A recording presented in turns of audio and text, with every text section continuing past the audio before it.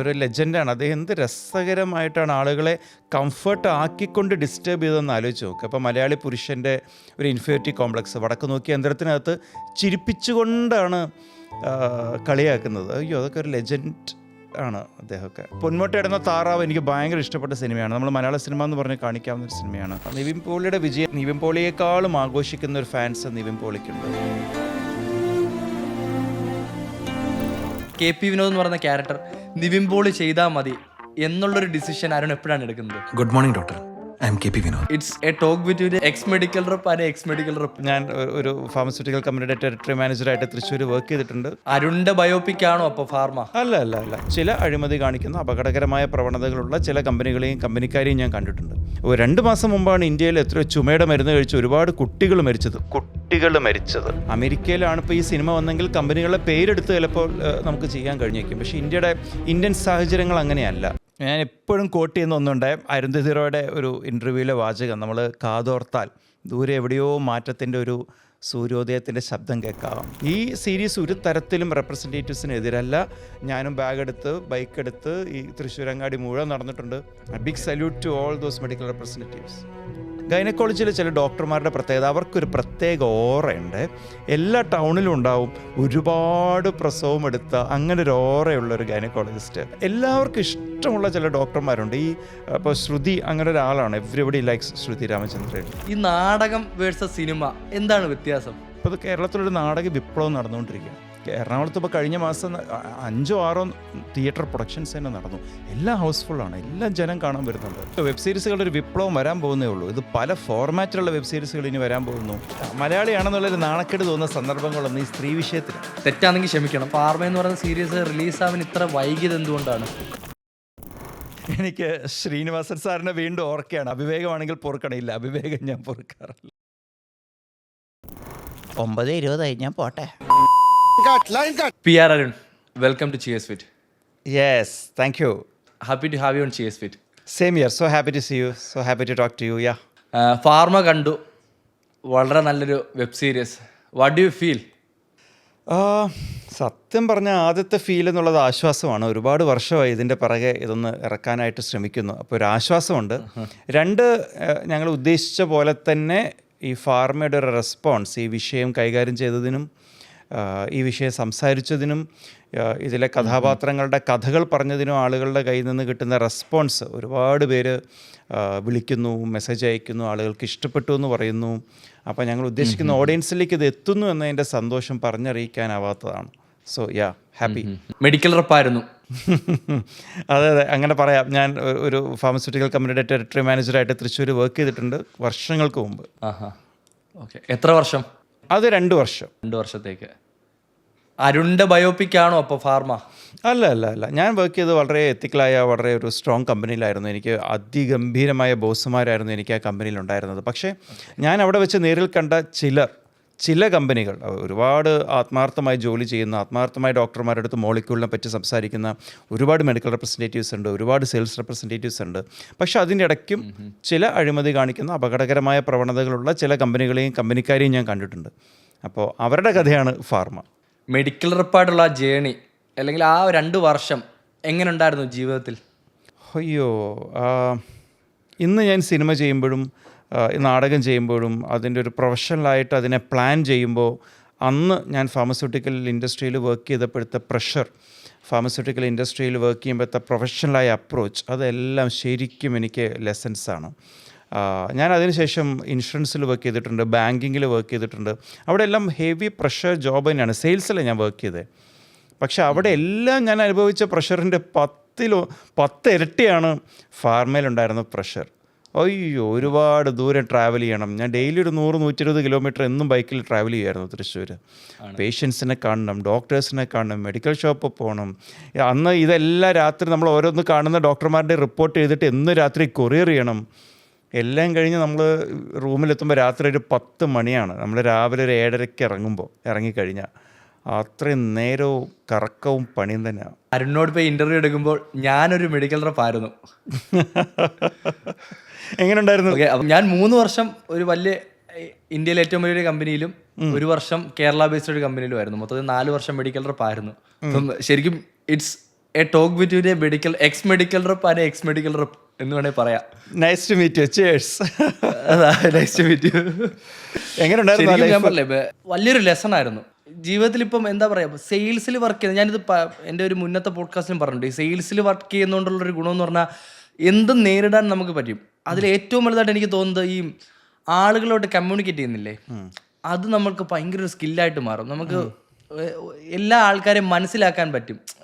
ഒരു മനുഷ്യരോട് സംസാരിക്കാനുള്ളൊരു സ്കില്ല് നമുക്ക് ഉണ്ടാവുന്നത് സെയിൽസിലാണ്. പിന്നെ ഈ 4 വർഷം അണ്ടർ പ്രഷറിൽ എന്ന് പറയാമല്ലോ, നമ്മൾ ശരിക്കും അണ്ടർ പ്രഷറിലാണ് വർക്ക് ചെയ്തുകൊണ്ടിരുന്നത്. അപ്പം അതിൻ്റെ ഒരു എന്താ പറയുക, അതിൻ്റെ ഒരു ഗുണം ജീവിതത്തിലുണ്ട്. നമ്മൾ എപ്പോഴും പ്രഷറിൽ വർക്ക് ചെയ്യുമ്പോൾ നമ്മുടെ ജീവിതത്തിൽ ചില ഗുണങ്ങളും ഉണ്ടാവുമല്ലോ. നമ്മൾ എന്തിനെ സ്ട്രഗിൾ ചെയ്യാൻ പഠിക്കുമെന്നുള്ളൊരു ഒരു ഇതുണ്ടല്ലോ. സത്യമാണ്. എല്ലാവരും സെയിൽസിൽ കുറച്ച് കാലം വർക്ക് ചെയ്യണമെന്ന് എനിക്ക് തോന്നാറുണ്ട്. കാരണം സെയിൽസിൽ വർക്ക് ചെയ്യുമ്പോൾ ഗ്രൗണ്ട് റിയാലിറ്റി നമ്മൾ മനസ്സിലാക്കുകയാണ്. നമ്മൾ മാർക്കറ്റിംഗ് കോൺഫറൻസ് റൂമിൽ ഇരുന്നിട്ട് വലിയ പ്ലാൻ ഉണ്ടാക്കാം, ബ്രാൻഡ് ഐഡിയാസ് പറയാം, മാർക്കറ്റിംഗ് ടീമിന് പല പല ക്യാമ്പയിൻ ഐഡിയാസ് പറയാം. പക്ഷേ ഓൺ ഗ്രൗണ്ടിൽ മഴയത്തും വെയിലത്തും ബാഗുമായിട്ട് എടുത്ത് കിടക്കുന്ന ഒരു സെയിൽസ്മാനാണ് ശരിക്കുള്ള റിയാലിറ്റി മനസ്സിലാക്കാൻ പറ്റുന്നത്. അപ്പോൾ ആ ഒരു നമ്മളെ ഗ്രൗണ്ടഡ് ആക്കാൻ നമുക്ക് ഈ ഫാർമ എക്സ്പീരിയൻസ് ഭയങ്കരമായിട്ട് ഹെൽപ്പ് ചെയ്തിട്ടുണ്ട്. എനിക്ക് ഭയങ്കരമായിട്ട് ഹെൽപ്പ് ചെയ്തിട്ടുണ്ട്. Big salute to all those medical representatives. അതാണ് big salute to all the medical representatives. ശരിക്കും എനിക്കത് ഈ ഇൻ്റർവ്യൂവിൽ പറയണമെന്നുണ്ടായിരുന്നു. എപ്പോഴേക്കും ഈ സീരിയസിന് ശേഷം ചെറിയൊരു വിഷമം ചെറുതോതിൽ ഫാർമ ഇൻഡസ്ട്രിയിലുള്ള മെഡിക്കൽ റെപ്സിന് ഉണ്ടായിട്ടുണ്ട്. അയ്യോ, ഒരു തരത്തിലും ഇൻഡസ്ട്രിയിൽ മെഡിക്കൽ റെപ്സിന് ഒരു വിഷമം തോന്നരുത്. നമ്മളൊരു ഇൻഡസ്ട്രിയുടെ ചില പുഴുക്കുത്തുകളെ കുറിച്ച് പറയുന്നത് മാത്രമേ ഉള്ളൂ. ഇത് കണ്ട പൊതുജനങ്ങൾ, ഈ ഫാർമ സീരീസ് കണ്ട ഒരുപാട് പേര് എന്നോട് പറഞ്ഞത്, അയ്യോ ഇത്രയൊക്കെ ബുദ്ധിമുട്ടിയിട്ടാണോ മെഡിക്കൽ റെപ്രസെൻറ്റേറ്റീവ്സ് പണിയെടുക്കുന്നത്. ഞങ്ങൾ പലപ്പോഴും ഡോക്ടറുടെ ക്യാബിൻ്റെ പുറത്ത് വെയിറ്റ് ചെയ്തിട്ട് ഇവരിടയ്ക്ക് കയറുമ്പോൾ ഭയങ്കര ദേഷ്യത്തോടെ നോക്കിയിട്ടുണ്ട്. പക്ഷേ ഇവർക്ക് ഇത്രമാത്രം പ്രഷറായിരുന്നു, ഇത്രമാത്രം ബുദ്ധിമുട്ടായിരുന്നു എന്ന് പലരും എൻ്റെ അടുത്ത് മെസ്സേജ് അയച്ച് ചോദിക്കുന്നുണ്ട്. ഈ സീരീസ് ഒരു തരത്തിലും റെപ്രസെൻറ്റേറ്റീവ്സിന് എതിരല്ല. ഇത് ഫാർമ ഇൻഡസ്ട്രിയിലെ വലിയ ജയൻസിൻ്റെ ലാഭക്കുതിക്കെതിരെയാണ്, അവരുടെ പ്രോഫിറ്റ് ഗ്രീഡിനെതിരെയാണ്. അല്ലാതെ ഒരു തരത്തിലെ റെപ്രസെൻറ്റേറ്റീവ്സിനെതിരെയല്ല. ഈ സീരീസ് കണ്ടിട്ടുണ്ടെങ്കിൽ അറിയാം, ഇതിൽ ഫാർമയ്ക്കെതിരെ യുദ്ധം പ്രഖ്യാപിച്ച് മുന്നോട്ട് പോകുന്നതിൽ ഒരാൾ ഡേവിസ് ഏട്ടനാണ്. ഡേവിസ് ഏട്ടൻ സത്യസന്ധമായി പണിയെടുക്കുന്ന മെഡിക്കൽ റെപ്രസെൻറ്റേറ്റീവാണ്. ഡേവിസ് ഏട്ടൻ ഈ KP വിനോദിനോട് പറയുന്നുണ്ട്, ഇവിടെ 90% പേര് സത്യസന്ധമായി പണിയെടുക്കുന്നവരാണ്, പക്ഷെ നിൻ്റെ കമ്പനി ഉടായ്പുകാരെ മാത്രമേ നോക്കുള്ളൂ എന്ന്. അപ്പോൾ ആ 90% പറ്റിയല്ല ഇത്, 10% പറ്റിയ. പിന്നെ എന്താ വെച്ചാൽ നമ്മളിപ്പോൾ ഒരു പോലീസ് ടൂർ ചെയ്യുന്നു, പോലീസിലെ അഴിമതിയെപ്പറ്റി. നമ്മളെല്ലാ പോലീസുകാരും അടച്ച് പറയല്ല അതിൽ. നമ്മളിപ്പോൾ രാഷ്ട്രീയക്കാർ പറയുന്നു, രാഷ്ട്രീയക്കാർ നമ്മൾ അങ്ങ് പ്രധാനമന്ത്രി മുതൽ മുഖ്യമന്ത്രി ഉള്ളവരെ വരെ വിമർശിക്കുന്നു. അതിൻ്റെ അർത്ഥം നമ്മൾ ആ രാഷ്ട്രീയക്കാർ മുഴുവൻ തള്ളി പറയുന്നു എന്നല്ല. ഒരു മേഖലയും വിമർശിക്കുമ്പോൾ ആ മേഖലയിൽ എല്ലാവരും വിമർശിക്കുന്നു എന്നല്ല അർത്ഥം. പിന്നെ അസ്പർശരാണ് എന്നതും ഇല്ല. നമുക്ക് വിമർശിക്കാവുന്ന മേഖല തന്നെ, ആരും മിണ്ടാൻ പാടില്ലാത്തവരൊന്നും അല്ല ഫാർമ മേഖലയിലുള്ളവർ. പക്ഷേ ഒരു തരത്തിലും ഇത് മെഡിക്കൽ റെപ്രസെൻറ്റേറ്റീവ്സിനും മഴയും വെയിലും കൊണ്ട് ബാഗ് കൊണ്ട് ഡോക്ടർമാരോട് മോളിക്യൂളിനെ പറ്റിയും മരുന്നിനെ പറ്റിയും സംസാരിച്ച് കൺവിൻസ് ചെയ്ത് മരുന്നിനെ പറ്റി അവബോധം ഉണ്ടാക്കുന്ന മെഡിക്കൽ റെപ്രസെൻറ്റേറ്റീവ്സിനെതിരേ അല്ല ഫാർമ ബേസിക്കലി നമ്മുടെ കാർൽ മാർക്സ് പറഞ്ഞൊരു സാധനം ഉണ്ടല്ലോ, മുതലാളിത്തം മനുഷ്യനും തമ്മിൽ സ്വാർത്ഥത മാത്രമേ അവശേഷിപ്പിക്കൂ. കാരണം ലാഭക്കുതിയിലാണ് ആ സിസ്റ്റം വർക്ക് ചെയ്യുന്നത്. ഈ ഫാർമ കമ്പനികളുടെ ഗ്രീഡിനെതിരെയാണ് ഫാർമ, മെഡിക്കൽ റെപ്സിനെതിരല്ല. ഞാൻ റെപ്പാണ്, അഭിമാനപൂർവ്വം പറയുന്നു. ഞാനും ബാഗെടുത്ത് ബൈക്കെടുത്ത് ഈ തൃശ്ശൂരങ്ങാടി മുഴുവൻ നടന്നിട്ടുണ്ട്. ഞാനും ഒരു റെപ്പാണ്, ഒരിക്കലും ഇത് റെപ്സിനെതിരല്ല. അരുണിൻ്റെ മനസ്സിലുള്ള കുറച്ച് കാര്യങ്ങളുണ്ടായിരുന്നല്ലോ ഇങ്ങനെ ജനങ്ങളിലേക്ക് പറയണമെന്നുള്ളത്. അപ്പം അത് പൂർണ്ണമായിട്ടും ഫാർമ എന്ന സീരീസിലൂടെ പറഞ്ഞു അരുൺ? അയ്യോ ഇല്ല, ഒരു 10% പോലും പറഞ്ഞിട്ടില്ല. കാരണം അത് ഫാർമയിൽ ഞാൻ വർക്ക് ചെയ്ത അനുഭവങ്ങൾ മാത്രമല്ല, നമുക്കറിയാം ഗ്ലോബലി എത്ര ലോ സ്യൂട്ട്സാണ് പല ഫാർമ കമ്പനികൾക്കെതിരെയും വന്നിട്ടുള്ളതെന്നുള്ളത്. അമേരിക്കയിലാണ് ഇപ്പോൾ ഈ സിനിമ വന്നെങ്കിൽ കമ്പനികളുടെ പേരെടുത്ത് ചിലപ്പോൾ നമുക്ക് ചെയ്യാൻ കഴിഞ്ഞേക്കും. പക്ഷേ ഇന്ത്യൻ സാഹചര്യങ്ങൾ അങ്ങനെയല്ല. ഇത് ഒരുപാട് കമ്പനികൾ അറിഞ്ഞും അറിയാതെയുമായിട്ട് നടത്തുന്ന, ഇന്ത്യയിൽ എത്ര മരുന്നുകൾ നിരോധിക്കപ്പെടുന്നു ഇടയ്ക്ക്. രാവിലെ നമ്മൾ ചുമയ്ക്ക് കഴിച്ചിരുന്ന മരുന്ന് നിരോധിച്ചു എന്ന് വാർത്ത വരുന്നു. 2 മാസം മുമ്പാണ് ഇന്ത്യയിൽ ചുമയുടെ മരുന്ന് കഴിച്ച് ഒരുപാട് കുട്ടികൾ മരിച്ചത്. അപ്പോൾ ആ മരുന്ന് കമ്പനികൾക്ക് എന്ത് സംഭവിക്കുന്നു? നമ്മളിതിനൊരു ഫോളോ അപ്പ് എവിടെയുണ്ടോ? അതിൻ്റെ കാരണം ഇത് നമുക്ക് തൊടാൻ പേടിയുള്ളൊരു വിഷയമാണ്. മനുഷ്യൻ ഏറ്റവും നിസ്സഹായാവസ്ഥയിലാണ് ആശുപത്രിയിൽ എത്തുന്നത്. ഡോക്ടർ പറയണത് കുഞ്ഞിന് ഇതാണ് മരുന്നെന്ന് പറഞ്ഞാൽ അതാണ് മരുന്ന്, നമുക്ക് അതാണ് അവസാന വാക്ക്. അപ്പോൾ അങ്ങനെ ആരും തൊടാത്തൊരു മേഖല ആയതുകൊണ്ട് തന്നെ ഇതിനെക്കുറിച്ചുള്ള വാർത്തകൾ സെർച്ച് ചെയ്താൽ തന്നെ കിട്ടാൻ പാടാണ്. ഈ ഫാർമസ്യൂട്ടിക്കൽ ജയൻസ് വളരെ ഹെവി സ്പോൺസേഴ്സും ഒക്കെയാണ്. അപ്പോൾ ഇതിപ്പോൾ നമ്മളൊരു കമ്പനിയെ പറഞ്ഞ ഉടനെ ആ കമ്പനിയുടെ ഇപ്പോഴത്തെ അയാളുടെ വ്യക്തിപരമായ തെറ്റ് അങ്ങനെയൊന്നുമല്ല. ഇതൊരു ലാഭക്കൊതി ഈ മേഖലയിലേക്ക് കടക്കുമ്പോൾ ഉണ്ടാകുന്ന സ്വാഭാവിക അപജയമാണിത് ഈ ഫാർമ ഇൻഡസ്ട്രിയുടെ. അതുകൊണ്ടാണ് ഇത് ഏതെങ്കിലും ഒരു കമ്പനി പിൻ പോയിൻ്റ് ചെയ്യുകയോ ഒന്നുമല്ല. ഇതിനകത്ത് CEO പറയുന്നുണ്ട്, we are just doing all these things like anyone else, എല്ലാവരും പോലെ ഞങ്ങളും ചെയ്യുന്നു എന്നാണ് ആ കമ്പനിയുടെ CEO അരവിന്ദ് എന്ന കഥാപാത്രം ഇതിൻ്റെ അകത്ത് പറയുന്നത്. Just like every one else. അപ്പോൾ ആ ഒരു നിലപാട് തിരുത്തേണ്ടതാണ്, മോണിറ്റർ ചെയ്യപ്പെടേണ്ടതാണ്. പിന്നെ ഇന്ത്യൻ ഫാർമയെ അടുത്തറിയുന്നവർക്കെല്ലാം അറിയാം ഇവിടുത്തെ അവസ്ഥകൾ. So as a writer you are not satisfied? ഇനിയും ഒരുപാട് എഴുതാനുണ്ട്. പിന്നെ as a writer, as a നാടക പ്രവർത്തകൻ നമുക്ക് ഒരുപാട് വിഷയങ്ങൾ. ഇപ്പോൾ ഞാൻ ആദ്യ സിനിമ ഫൈനൽസ് ചെയ്തൊരു സ്പോർട്സ് ബാക്ക്ഗ്രൗണ്ടിലാണ്. അതിൽ ക്ലൈമാക്സോടനുബന്ധിച്ച് ടിക്കറ്റ് കിട്ടാതെ നിന്ന് യാത്ര ചെയ്ത് ദേശീയ ഗെയിംസിന് മെഡലുകൾ കൊണ്ടുവന്ന കുട്ടികളെ പറ്റിയുണ്ട്. ഇന്നും ടിക്കറ്റ് കിട്ടാതെ ബുദ്ധിമുട്ടുന്ന സ്പോർട്സിലെ വാർത്തകൾ നമുക്ക് കാണാം. ഇന്നും ക്രിക്കറ്റ് അല്ലാത്ത പണമൊഴുകാത്ത മറ്റ് സ്പോർട്സ് മേഖലകളിൽ എന്തെല്ലാം ബുദ്ധിമുട്ടിയിട്ടാണ് നമ്മുടെ കുട്ടികൾ മെഡൽ കൊണ്ടുവരുന്നത് എന്നുള്ളത് നമുക്ക് കാണാൻ പറ്റും. നമ്മൾ സംസാരിക്കേണ്ട വിഷയമാണ്. അൺകംഫർട്ടബിൾ ട്രൂത്താണത്. ഞാൻ ഇനി ചെയ്യാൻ പോകുന്നത് ബ്യൂട്ടി പേജൻറ്റ് ഇൻഡസ്ട്രിയുടെ ബ്യൂട്ടി പേജൻറ്റ് ഷോയുടെ പിറകിൽ നടക്കുന്ന ഒരു കഥയാണ്. അപ്പോൾ കുറച്ച് അൺകംഫർട്ടബിൾ ട്രൂത്ത് അതിനെ റിസർച്ച് ചെയ്ത് കണ്ടുപിടിച്ച് കഥയാക്കി ഫിക്ഷനാക്കി അവതരിപ്പിക്കുക. അത് ഫിക്ഷനാക്കുന്നതിൻ്റെ കാരണം അതിൻ്റെ റീച്ച് ഒരു കഥയിലൂടെയാണ് നമുക്ക് അതിനെ കൂടുതൽ ആളുകളിലേക്ക് എത്തിക്കാൻ പറ്റുക. ഞാൻ ചൂസ് ചെയ്യുന്ന പാത്ത് അതിൻ്റെയാണ്. അതാണ് ഏറ്റവും നല്ല പാത്തെന്നോ അത് മാത്രമാണ് പാത്തെന്നോ അല്ല. ഞാൻ ചൂസ് ചെയ്യുന്ന പാത്ത് ഒരു ഫിക്ഷൻ്റെ വഴിയിലൂടെ കഥയിലൂടെ കാര്യങ്ങൾ പറയുക എന്നുള്ളതാണ്. അപ്പോൾ ഫാർമയിൽ ഇനിയും പറയാനുണ്ട്. അത് ഞാൻ ഫാർമയുടെ മാത്രമായിരിക്കില്ല, ഞാൻ മറ്റ് മേഖലയിലെ വിഷയങ്ങളും സംസാരിക്കും. ഇനി ഒരു സിനിമ വലിയൊരു ഇമ്പാക്റ്റ് ആണ് ആളുകൾക്ക് അല്ലെങ്കിൽ ഒരു സമൂഹത്തിന് വരുത്തുന്നത് ഇങ്ങനെയുള്ളൊരു വളരെ കോൺട്രവേഴ്ഷ്യൽ ആ ടോപ്പിക്കുകൾ സംസാരിക്കുമ്പോൾ അല്ലേ? പിന്നെ നമ്മുടെ ഇവിടുത്തെ ഏറ്റവും ജനപ്രിയ മാധ്യമമല്ലേ, എല്ലാ മാധ്യമത്തിനും അതിൻ്റേതായ ഒരു ധർമ്മം നിറവേറ്റാനുണ്ട്.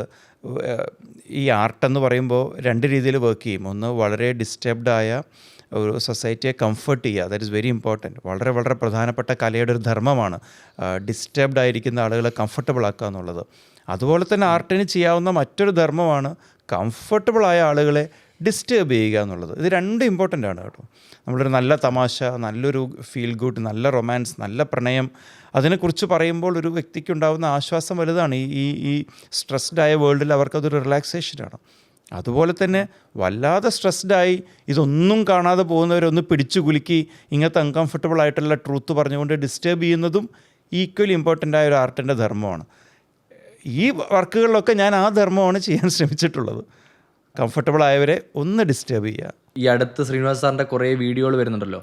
അപ്പോൾ അതിൽ ഏറ്റവും കൂടുതൽ സ്ട്രൈക്ക് ചെയ്യുന്നൊരു ഡയലോഗാണ്, 10,000-കണക്കിന് ആളുകൾക്ക് മുന്നിലേക്ക് നമ്മളൊരു പ്രസംഗം പറയുന്ന പോലെയാണ് ഒരു സിനിമ വരുന്നുള്ളത്. അയ്യോ ശരിയാണ്, അദ്ദേഹം ഒരു ലെജൻഡാണ്. അദ്ദേഹം എന്ത് രസകരമായിട്ടാണ് ആളുകളെ കംഫർട്ട് ആക്കിക്കൊണ്ട് ഡിസ്റ്റർബ് ചെയ്തതെന്ന് ആലോചിച്ച് നോക്കുക. അപ്പോൾ മലയാളി പുരുഷൻ്റെ ഒരു ഇൻഫീരിയോറിറ്റി കോംപ്ലക്സ് വടക്ക് നോക്കി യന്ത്രത്തിനകത്ത് ചിരിപ്പിച്ചുകൊണ്ടാണ് കളിയാക്കുന്നത്. അയ്യോ അതൊക്കെ ഒരു ലെജൻഡ് ആണ് അദ്ദേഹമൊക്കെ. രമേശ് പിഷാരടി ഒരു ഇൻ്റർവ്യൂവിൽ ഒരിക്കൽ പറഞ്ഞ് ഞാൻ കേട്ടിട്ടുണ്ട്, പുള്ളി അന്ന് എടുത്ത സിനിമകൾ ഇന്നത്തെ ലോകമായിട്ട് കമ്പയർ ചെയ്താൽ ഒരു വ്യത്യാസവും ഇന്നത്തെ ലോകമായിട്ട് ആ സിനിമകൾക്ക് ഇല്ല എന്നുള്ളത്.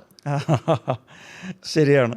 ഫാർമയുടെ റെസ്പോൺസ് എങ്ങനെയാണ്? ഞാൻ ചോദിക്കുന്നത് കേരളത്തിൽ മാത്രമല്ല, വേൾഡ് വൈഡ് ആയിട്ട്. കാര്യം ഫാർമ റിലീസായത് ജിയോ ഹോട്ട്സ്റ്റാറിലാണ്. So it's a world wide series. എല്ലാ ഭാഷകളിലും എല്ലാ ആൾക്കാർക്കും കാണാൻ കഴിയുന്നുണ്ട്. So what's a response you are getting? Personally എനിക്ക് ഇന്ത്യയുടെ പല ഭാഗത്തു നിന്നാണ് മെസ്സേജ് വരുന്നത്. കേരളത്തിലത് നിവിൻ പോളി, നമുക്ക് ബേസ് ലാംഗ്വേജ് മലയാളമാണ്, വളരെ നന്നായി പോകുന്നുണ്ട്. ഹിന്ദിയിൽ ടോപ്പ് 10 ഇപ്പോൾ ഉണ്ട്, തെലുങ്കിൽ, തമിഴിലൊക്കെ ഹ്യൂജ് റെസ്പോൺസാണ് വരുന്നത്, എസ്പെഷ്യലി ഫ്രം ഫാമിലീസ്. കുടുംബങ്ങളിൽ നിന്നാണ് അതിൻ്റെ ഏറ്റവും അധികം റെസ്പോൺസ് ഞങ്ങൾക്ക് വന്നുകൊണ്ടിരിക്കുന്നത്. അതിൻ്റെ കാരണം അത് ഒരു കുടുംബമാകുമ്പോൾ നമ്മുടെ ഏറ്റവും വലിയ പേടി സ്വപ്നം ഒരു ഹോസ്പിറ്റലൈസേഷൻ തന്നെയാണ്. നമ്മൾ ഏറ്റവും പേടിച്ച് വിറച്ചു പോകുന്നത് നമ്മൾ ഡോക്ടറെ അടുത്ത് എത്തുമ്പോഴാണ്. അത് സാമ്പത്തികമായിട്ടാണെങ്കിലും വൈകാരികമായിട്ടാണെങ്കിലും ഒക്കെ. അപ്പോൾ അവരുടെ കയ്യിൽ നിന്നുള്ള റെസ്പോൺസ്, ഈ വിഷയം പറഞ്ഞതിനുള്ള അഭിനന്ദനം, ഇതിലെ കഥാപാത്രങ്ങൾ, അവരെയൊക്കെ ഓർത്തുകൊണ്ട്, ഇപ്പോൾ ഡോക്ടർ ജാനകിയെ പോലെ നമുക്കെല്ലാം പ്രിയപ്പെട്ട ഡോക്ടറുണ്ട്. ഡോക്ടർ രാജുറാവിനെ പോലെ എല്ലാ നഗരത്തിലുമുണ്ട് രോഗികൾക്കായി കഷ്ടപ്പെട്ട് വളരെ ചെറിയ ആഗ്രഹങ്ങളോടെ രോഗികൾക്കായി ജീവിക്കുന്ന ഡോക്ടർമാർ.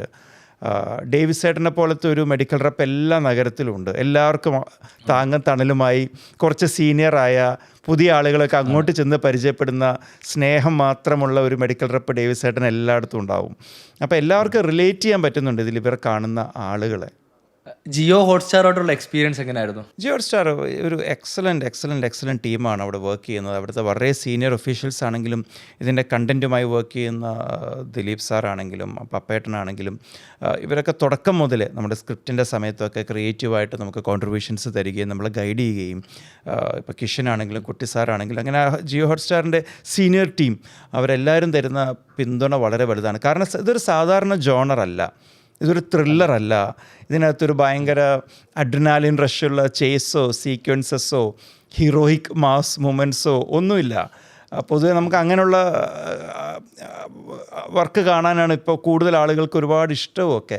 അങ്ങനെ ഇരിക്കെ ഒരു സോഷ്യൽ ഡ്രാമ എന്ന ജോണർ സപ്പോർട്ട് ചെയ്യണമെങ്കിൽ അവർക്ക് വ്യക്തമായൊരു കാഴ്ചപ്പാടുണ്ടാവണം. അത് ജിയോ ഹോട്ട്സ്റ്റാർ ടീമിനുണ്ടായിരുന്നു. അവർ ഞങ്ങൾക്ക് തന്ന അവസരത്തിന് big thanks and salute to them. ആണ്, അതും വളരെ കോൺട്രവേഴ്ഷ്യൽ ആയിട്ടൊരു ടോപ്പിക്കാണ്. വളരെ കെയർഫുള്ളായിട്ട് മാത്രം നമ്മൾ എടുക്കേണ്ട ഒരു ടോപ്പിക്കാണ് അതിനെടുത്തതും. അതെ അത് ഇപ്പോൾ എൻ്റെ പ്രൊഡ്യൂസർ കൃഷ്ണൻ സേതുകുമാർ, കൃഷ്ണേട്ടൻ അത് ആദ്യം ഈ കഥ പറഞ്ഞ് കൃഷ്ണയുടെ ഭയങ്കര ഇമോഷണലായിട്ട് ഇത് കേൾക്കുകയും ഈ ജേർണിയിൽ എൻ്റെ കൂടെ ത്രൂ ഔട്ട് ഉണ്ടാവുകയും ചെയ്തിട്ടുണ്ട്. അപ്പോൾ ഞങ്ങൾ സത്യത്തിൽ ഇതിനൊരു കോൺട്രവേഴ്ഷ്യൽ വിഷയമായിട്ട് കണ്ടിട്ടില്ല എന്നുള്ളതാണ് സത്യമായിട്ടും ഓണസ്റ്റായ അഭിപ്രായം കേട്ടോ. കാരണം ഇതിനകത്ത് എന്താണ് കോൺട്രവേഴ്സി?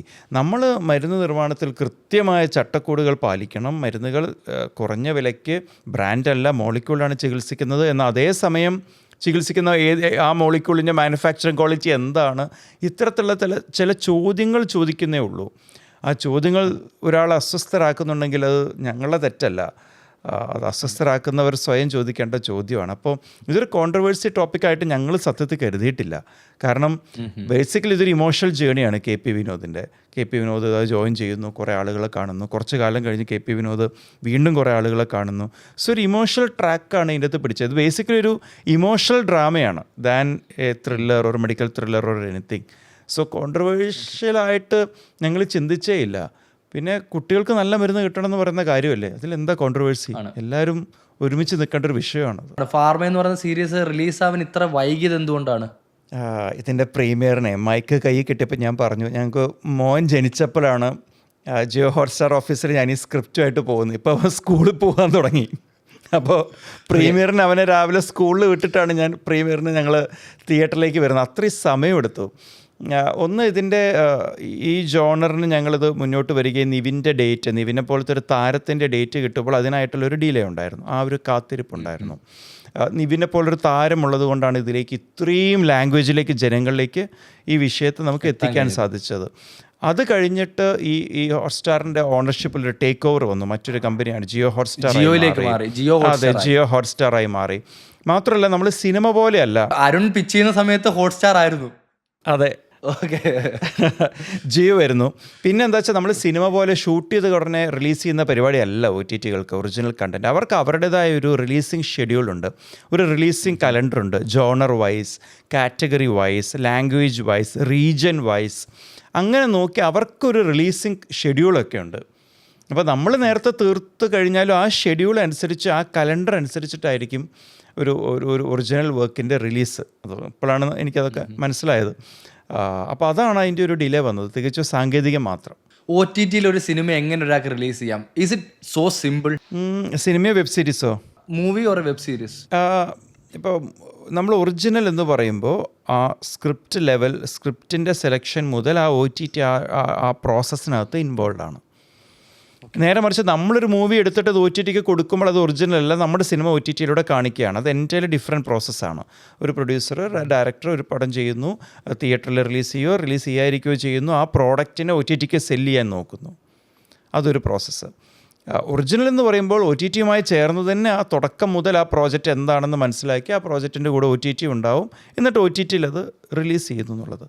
വെബ് സീരീസ് ആകുമ്പോഴും ആദ്യം ആ സ്റ്റോറി, സ്ക്രിപ്റ്റ്, അതിനുശേഷം ആ സ്ക്രീൻ പ്ലേ അവർ വാങ്ങിക്കുന്നു OTT, അതിനുശേഷം അത് നമ്മൾ ഡയറക്റ്റ് ചെയ്ത് കൊടുക്കുന്നു. It's A long journey. എളുപ്പമാണെന്ന് വെച്ചാൽ അത് ഡിപ്പെൻഡ്സ് ഓൺ ദ മാർക്കറ്റ്. ഇപ്പോൾ മലയാളത്തിൽ വളരെ കുറച്ച് വെബ് സീരീസുകൾ സത്യത്തിൽ റിലീസായിട്ടുള്ളൂ. മലയാളത്തിൻ്റെ ഒരു വെബ് സീരീസ് മാർക്കറ്റ് ഓപ്പണപ്പായി തുടങ്ങിയിട്ടേ ഉള്ളൂ. പതുക്കെ അത് ഗ്രോ ചെയ്യുകയാണ്. നമ്മൾ കാണുന്ന വലിയ വെബ് സീരീസുകളുടെ ഒരു എപ്പിസോഡിൻ്റെ ബജറ്റായിരിക്കും ചിലപ്പോൾ നമ്മുടെ മൊത്തം വെബ് സീരീസിൻ്റെയൊക്കെ ബജറ്റ്. കാരണം കേരളം ഒരു ചെറിയ മാർക്കറ്റാണ്, അത് പതുക്കെ ഗ്രോ ചെയ്ത് തുടങ്ങിയിട്ടുണ്ട്. So as of now I wouldn't say it is easy, but I wouldn't say it is very difficult also. It is possible provided that you give the right script, right content in the right way. അരുണിന് pharma എന്ന് പറയുന്ന സിനിമ pitch ചെയ്യാൻ വേണ്ടി കുറേ എക്സ്പീരിയൻസുകൾ ഉണ്ടായിരുന്നു, because you are working as a medical rep.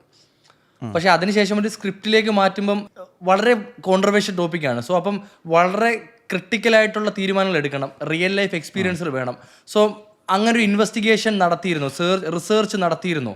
തീർച്ചയായിട്ടും. ഞാൻ തൃശ്ശൂർ വീണ്ടും പോയി, വീണ്ടും ഫോർമൽസൊക്കെ ഇട്ട് കയ്യിൽ ബാഗും പിടിച്ച് അവിടെ സുഹൃത്തുക്കളുടെ കൂടെ ആശുപത്രിയിൽ, അവിടുത്തെ പ്രമുഖ പ്രൈവറ്റ് ആശുപത്രികളിലെല്ലാം നടന്നു. അവിടെയുള്ള ഇതിനകത്ത് ചില റെഫറൻസ് ഡോക്ടേഴ്സ് ഉണ്ട്, അവരുടെയൊക്കെ വീടുകളിൽ പോയി, അവിടുത്തെ ക്ലിനിക്കുകൾ, അങ്ങനെ അവിടെ നടക്കുകയും വീണ്ടും സംസാരിക്കുകയും ചെയ്തു. അത് ഭയങ്കര എസെൻഷ്യലാണെന്ന് തോന്നി. Though the stories placed in 2008 and 2018, എനിക്ക് ഇപ്പോഴത്തെ പ്രസൻറ്റ് സിനാരിയോ ഉറപ്പായിട്ട് അറിയണമെന്നുണ്ടായിരുന്നു. സോ എന്തായിരുന്നു പ്രസന്റ് സിനാരിയോ ഫ്രം 2018 to 2025? ഒരുപാട് മാറ്റങ്ങളുണ്ട്. There are so many changes that are really happening in this industry. Are you happy for that? I'm very very happy for that. ഇപ്പോൾ പല ആശുപത്രികളിലും prescription കൊടുക്കുമ്പോൾ തന്നെ ബ്രാൻഡ് നെയിം കൊടുക്കുന്നു, അതിനുശേഷം എന്ത് മോളിക്യൂളാണെന്ന് പറയുന്നു, അതിൻ്റെ ജനറിക് നെയിംസ് പറയുന്നു. അല്ലാതെ ഇന്ന് ഒരു ബ്രാൻഡഡ് മാത്രമായിട്ടല്ല, എന്താണ് അതിൻ്റെ കണ്ടൻറ്റ്, അതിൻ്റെ എന്ത് ബ്രാൻഡാണ്, അതിൻ്റെ ഡോസേജ് എന്താണ്, വളരെ ഡീറ്റെയിൽ ആയിട്ടുള്ള പ്രിസ്ക്രിപ്ഷൻസാണ് പല ഹോസ്പിറ്റലിലും കൊടുക്കുന്നത്. ഇപ്പോൾ തന്നെ ഗവൺമെൻറ് ആൻറ്റിബയോട്ടിക്സ് ബ്ലൂ കളർ എൻവലപ്പിൽ കൊടുക്കണം എന്ന് പറഞ്ഞു. കാരണം India is one among the antibiotic resistance ഏറ്റവും അധികമുള്ള രാജ്യങ്ങളൊന്നാണ്. അപ്പോൾ ആൻറ്റിബയോട്ടിക് റെസിസ്റ്റൻസ് കൂടുന്നതുകൊണ്ട് ആൻറ്റിബയോട്ടിക്സ് കൊടുക്കുന്നതിൽ ശ്രദ്ധ വരാൻ വേണ്ടി ബ്ലൂ കളർ എൻവലപ്പിലാണ് ഇപ്പോൾ നമ്മൾ ആൻറ്റിബയോട്ടിക്സ് കൊടുക്കുന്നത്. ഒപ്പം ഇതിനെക്കുറിച്ചുള്ളൊരു ടോട്ടൽ അവയർനെസ് വളരെയധികം കൂടിയിട്ടുണ്ട്. ഡോക്ടേഴ്സ് കുറച്ചുകൂടെ പേഷ്യൻസുമായിട്ട് വളരെ ഇൻവോൾവ് ആണ്, പേഷ്യൻസിൻ്റെ ഇത്തരത്തിലുള്ള ആൻറ്റിബയോട്ടിക് റെസിസ്റ്റൻസോ അങ്ങനെയുള്ള കാര്യങ്ങളൊക്കെ. So many positive changes. ഇവിടെ കേരള സർക്കാർ സ്വന്തമായി മരുന്ന് ഉണ്ടാക്കുന്നുണ്ട്. Government is manufacturing medicines. And ഇവിടെ കേരള സർക്കാരിൻ്റെ ന്യായവില ഷോപ്പുകളുണ്ട്, നീതി മെഡിക്കൽ സ്റ്റോറുണ്ട്, കേന്ദ്ര സർക്കാരിൻ്റെ ജൻ ഔഷധിയുണ്ട്. അവിടെ ജനറിക് മെഡിസിനുകൾ ലഭ്യമാണ്, വില കുറച്ച് മെഡിസിൻസ് കൊടുക്കുന്നുണ്ട്. അപ്പോൾ അങ്ങനെ ഗവൺമെൻറ് തലത്തിലും ഡോക്ടർമാരുടെ തലത്തിലും റെപ്രസെൻറ്റേറ്റീവ്സിൻ്റെ തലത്തിലൊക്കെ വലിയ ചേഞ്ചസ് 2025 ആയപ്പോഴേക്കും ഉണ്ടായിട്ടുണ്ട്. Happy to hear that. Yeah. Nivin Pauly, KP Vinod എന്ന് പറയുന്നത് വളരെ ക്രൂഷ്യലായിട്ടൊരു ക്യാരക്ടറാണ്. സോ ഈ ടോപ്പിക് എത്ര ക്രൂഷ്യലാണോ അതുപോലെ തന്നെ KP വിനോദ് എന്ന ക്യാരക്ടറും വളരെ ക്രൂഷ്യലാണ്. KP വിനോദ് എന്ന് പറയുന്ന ക്യാരക്ടർ നിവിൻ പോളി ചെയ്താൽ മതി എന്നുള്ളൊരു ഡിസിഷൻ അരുൺ എപ്പോഴാണ് എടുക്കുന്നത്? ഈ നിവിൻ പോളി എന്നുള്ള സജഷൻ പറയുന്നത് കൃഷ്ണൻ സേതുകുമാർ എന്നുള്ള ഞങ്ങളുടെ പ്രൊഡ്യൂസറും ഞങ്ങളോടുള്ള ചർച്ചയിലാണ് ഇത് പറയുന്നതും. കൃഷ്ണേട്ടൻ ഇതിനു മുമ്പ് നിവിൻ പോളിയുടെ ഒരു സിനിമ പ്രൊഡ്യൂസ് ചെയ്തിട്ടുണ്ട്, ഇവിടെ എന്ന സിനിമ. അപ്പോൾ നിവിനെ കുറിച്ച് പറയുമ്പോൾ തന്നെ നമുക്ക് the boy next door, the man next door ആണ്. ആൻഡ് നിവിൻ ഈ 2 ഏജ്, നെക്സ്റ്റ് ഡോർ ബോയ് ആണ്. ഈ 2 ഏജിൻ്റെ എക്സ്പ്രഷൻസ് നന്നായി ക്യാരി ചെയ്യാൻ പറ്റും. അപ്പോൾ we were like wow, Nivin വന്നാൽ ഗംഭീരമായി എന്ന് ഞങ്ങൾ കൺവിൻസ്ഡായി. അതിന് OTT ആയിട്ട് ഡിസ്കസ് ചെയ്യുന്നു, അവരും കൺവിൻസ്ഡായി. ഞങ്ങൾ നിവിൻ്റെ അടുത്ത് പോകുന്നു, കഥ പറയുന്നു. അപ്പോൾ നിവിൻ ഈ വെബ് സീരീസിനെ കുറിച്ചൊക്കെ വളരെ അപ്ഡേറ്റഡ് ആണ്, ലോങ് ഫോർമാറ്റിനെ പറ്റി. ഇതൊരു യൂണിവേഴ്സ് ഓപ്പൺ ചെയ്യുകയാണെന്നുള്ളത് നിവിന് ഭയങ്കരമായിട്ട് കൺവിൻസ്ഡായി. നിവിൻ ഈ കഥാപാത്രം ഇഷ്ടപ്പെട്ടു. പിന്നീട് സ്ക്രിപ്റ്റ് കേൾക്കണമെന്ന് പറഞ്ഞു, സ്ക്രിപ്റ്റ് മുഴുവൻ കേട്ടു. അങ്ങനെ നിവിൻ ഇതിലേക്ക് KP വിനോദായിട്ട് ഇന്നാവുക. KP വിനോദ് ഇല്ലാത്ത സീനുകളെ കുറവാണ്. KP വിനോദിലൂടെയാണ് ഓഡിയൻസും ഈ സ്ഥലം എന്താണ്, ഇൻഡസ്ട്രി എന്താണെന്നൊക്കെ കാണുന്നത്. ഫാർമയുടെ ട്രെയിലറിലും അതുപോലെ നിങ്ങൾ കൊടുത്തിട്ടുള്ള എല്ലാ ഇൻ്റർവ്യൂവിലും കോമൺ ആയിട്ട് കാണുന്ന ഒരു കമൻ്റ് ആയിരുന്നു ഞാൻ നോക്കിയപ്പം, നിവിൻ പോളി എന്ന് പറയുന്ന ഒരു ആക്ടറിനാണ് മോഹൻലാൽ കഴിഞ്ഞാൽ സ്ലീപ്പർ സെൽ ഫാൻസുകളുള്ളതെന്നുള്ളത്. ശരിയാണോ? ആവാൻ സാധ്യതയുണ്ട്. നിവിൻ പോളി എല്ലാവർക്കും ഇഷ്ടമാണ്. നിവിൻ പോളിയുടെ വിജയം നിവിൻ പോളിയേക്കാളും ആഘോഷിക്കുന്ന ഒരു ഫാൻസ് നിവിൻ പോളിക്കുണ്ട്. ഈ മോഹൻലാലിനെ കുറിച്ച് പറഞ്ഞപ്പോൾ, മോഹൻലാലും വളരെ അനായാസമായിട്ട് ഏത് വൈകാരിക മുഹൂർത്തം പോലും ഒരുപാട് മണിക്കൂറുകളുടെ തയ്യാറെടുപ്പിലൊന്നുമല്ല, തൊട്ട് മുമ്പ് ആ സ്ക്രിപ്റ്റ് നോക്കി നേരെ വന്ന് ഡെലിവറിയാണ് ചെയ്യുന്നത്. I am happy to hear that about Nivin. ഫാർമയിലേക്ക് നിവിൻ പോളി എന്ന് പറയുന്ന ആക്ടർ എപ്പോഴാണ് എസ് പറഞ്ഞത്? കാര്യം ഇറ്റ്സ് എ കോൺട്രവേഴ്ഷ്യൽ ടോപ്പിക്. അതുപോലെ തന്നെ ആരും ടച്ച് ചെയ്യാത്തൊരു മേഖലയാണ് മെഡിക്കൽ ഫേം എന്നുള്ളത്. അതായത് മെഡിക്കൽ ഫാർമ ടോപ്പിക്കുകളിലേക്ക് എസ് പറയുമ്പോൾ ആസ് ആൻ ആക്ടർ കുറച്ച് റീതിങ്ക് ചെയ്യണമല്ലോ. When he said yes to Pharma, ഇവിടുത്തെ ഏറ്റവും ജനപ്രിയ നായകനായിട്ട് ഒരുപാട് ജനപ്രിയ സിനിമകളിൽ വിലസുന്ന സമയത്തും നിവിൻ വളരെ റിസ്കി ആയിട്ടുള്ള ക്യാരക്ടർ ചോയ്സസ് എടുത്തിട്ടുണ്ട് ചെയ്യാനായിട്ട്. അതിഗംഭീരമായ ക്യാരക്ടേഴ്സ്, ചിലത് കമേഴ്ഷ്യലി വിജയിച്ചില്ല എന്നുള്ള ഒറ്റ കാരണം കൊണ്ട് പലപ്പോഴും നമ്മൾ മറന്നു പോകുന്ന ചില തിരഞ്ഞെടുപ്പുകൾ നിവിൻ പോളി നടത്തിയിട്ടുണ്ട്. അപ്പോൾ നിവിൻ എപ്പോഴും അങ്ങനെയുള്ള ക്യാരക്ടറുകൾ എടുക്കാൻ ഇഷ്ടപ്പെടുന്ന, റിസ്ക് എടുക്കാൻ ഇഷ്ടപ്പെടുന്ന ഒരാളാണ്. നിവിൻ ഇതിൻ്റെ ഒരു കോൺട്രവേഴ്സി അല്ല ആലോചിച്ചത്, ഈ KP വിനോദ് എന്നുള്ള കഥാപാത്രത്തിന് എല്ലാവർക്കും റിലേറ്റ് ചെയ്യാൻ പറ്റും എന്നുള്ളതാണ്. ഫാമിലീസിന് റിലേറ്റ് ചെയ്യാൻ പറ്റും, അമ്മമാർക്ക് അച്ഛന്മാർക്ക് റിലേറ്റ് ചെയ്യാൻ പറ്റും, സെയിൽസുകാർക്ക് റിലേറ്റ് ചെയ്യാൻ പറ്റും. നമ്മളെല്ലാം കണ്ടിട്ടില്ലേ ഫാർമയിൽ വർക്ക് ചെയ്യുമ്പോൾ ഇങ്ങനെ ഒരു റെപ്രസെൻറ്റേറ്റീവ് ജോയിൻ ചെയ്യുന്നത് ഭയങ്കര ആവേശത്തിൽ വളരെ നെയ്വായിട്ട് നമ്മളൊക്കെ കണ്ടിട്ടുണ്ടാവും. അപ്പോൾ എല്ലാവർക്കും റിലേറ്റ് ചെയ്യാവുന്ന ഒരു ക്യാരക്ടറാണ് KP വിനോദ് എന്നുള്ളത് നിവിനും അത് കിട്ടിയിട്ടുണ്ടായിരുന്നു. So that must be the reason. കഥ പറഞ്ഞപ്പോഴുള്ള പുള്ളിയുടെ റിയാക്ഷൻ എന്തായിരുന്നു?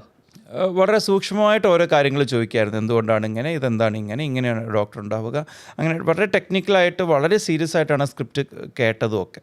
സിനിമയ്ക്ക് മുന്നേ നമ്മളൊരു എന്താ പറയുക ഒരു പ്രാക്ടീസ് കൊടുക്കുമല്ലോ, ആ ടൈമിൽ റിയൽ ലൈഫ് മെഡിക്കൽ റിപ്പുമായിട്ട് നിവിൻ പോളിയെ കൊണ്ടുപോയി കണക്ട് ചെയ്തിട്ടുണ്ടോ?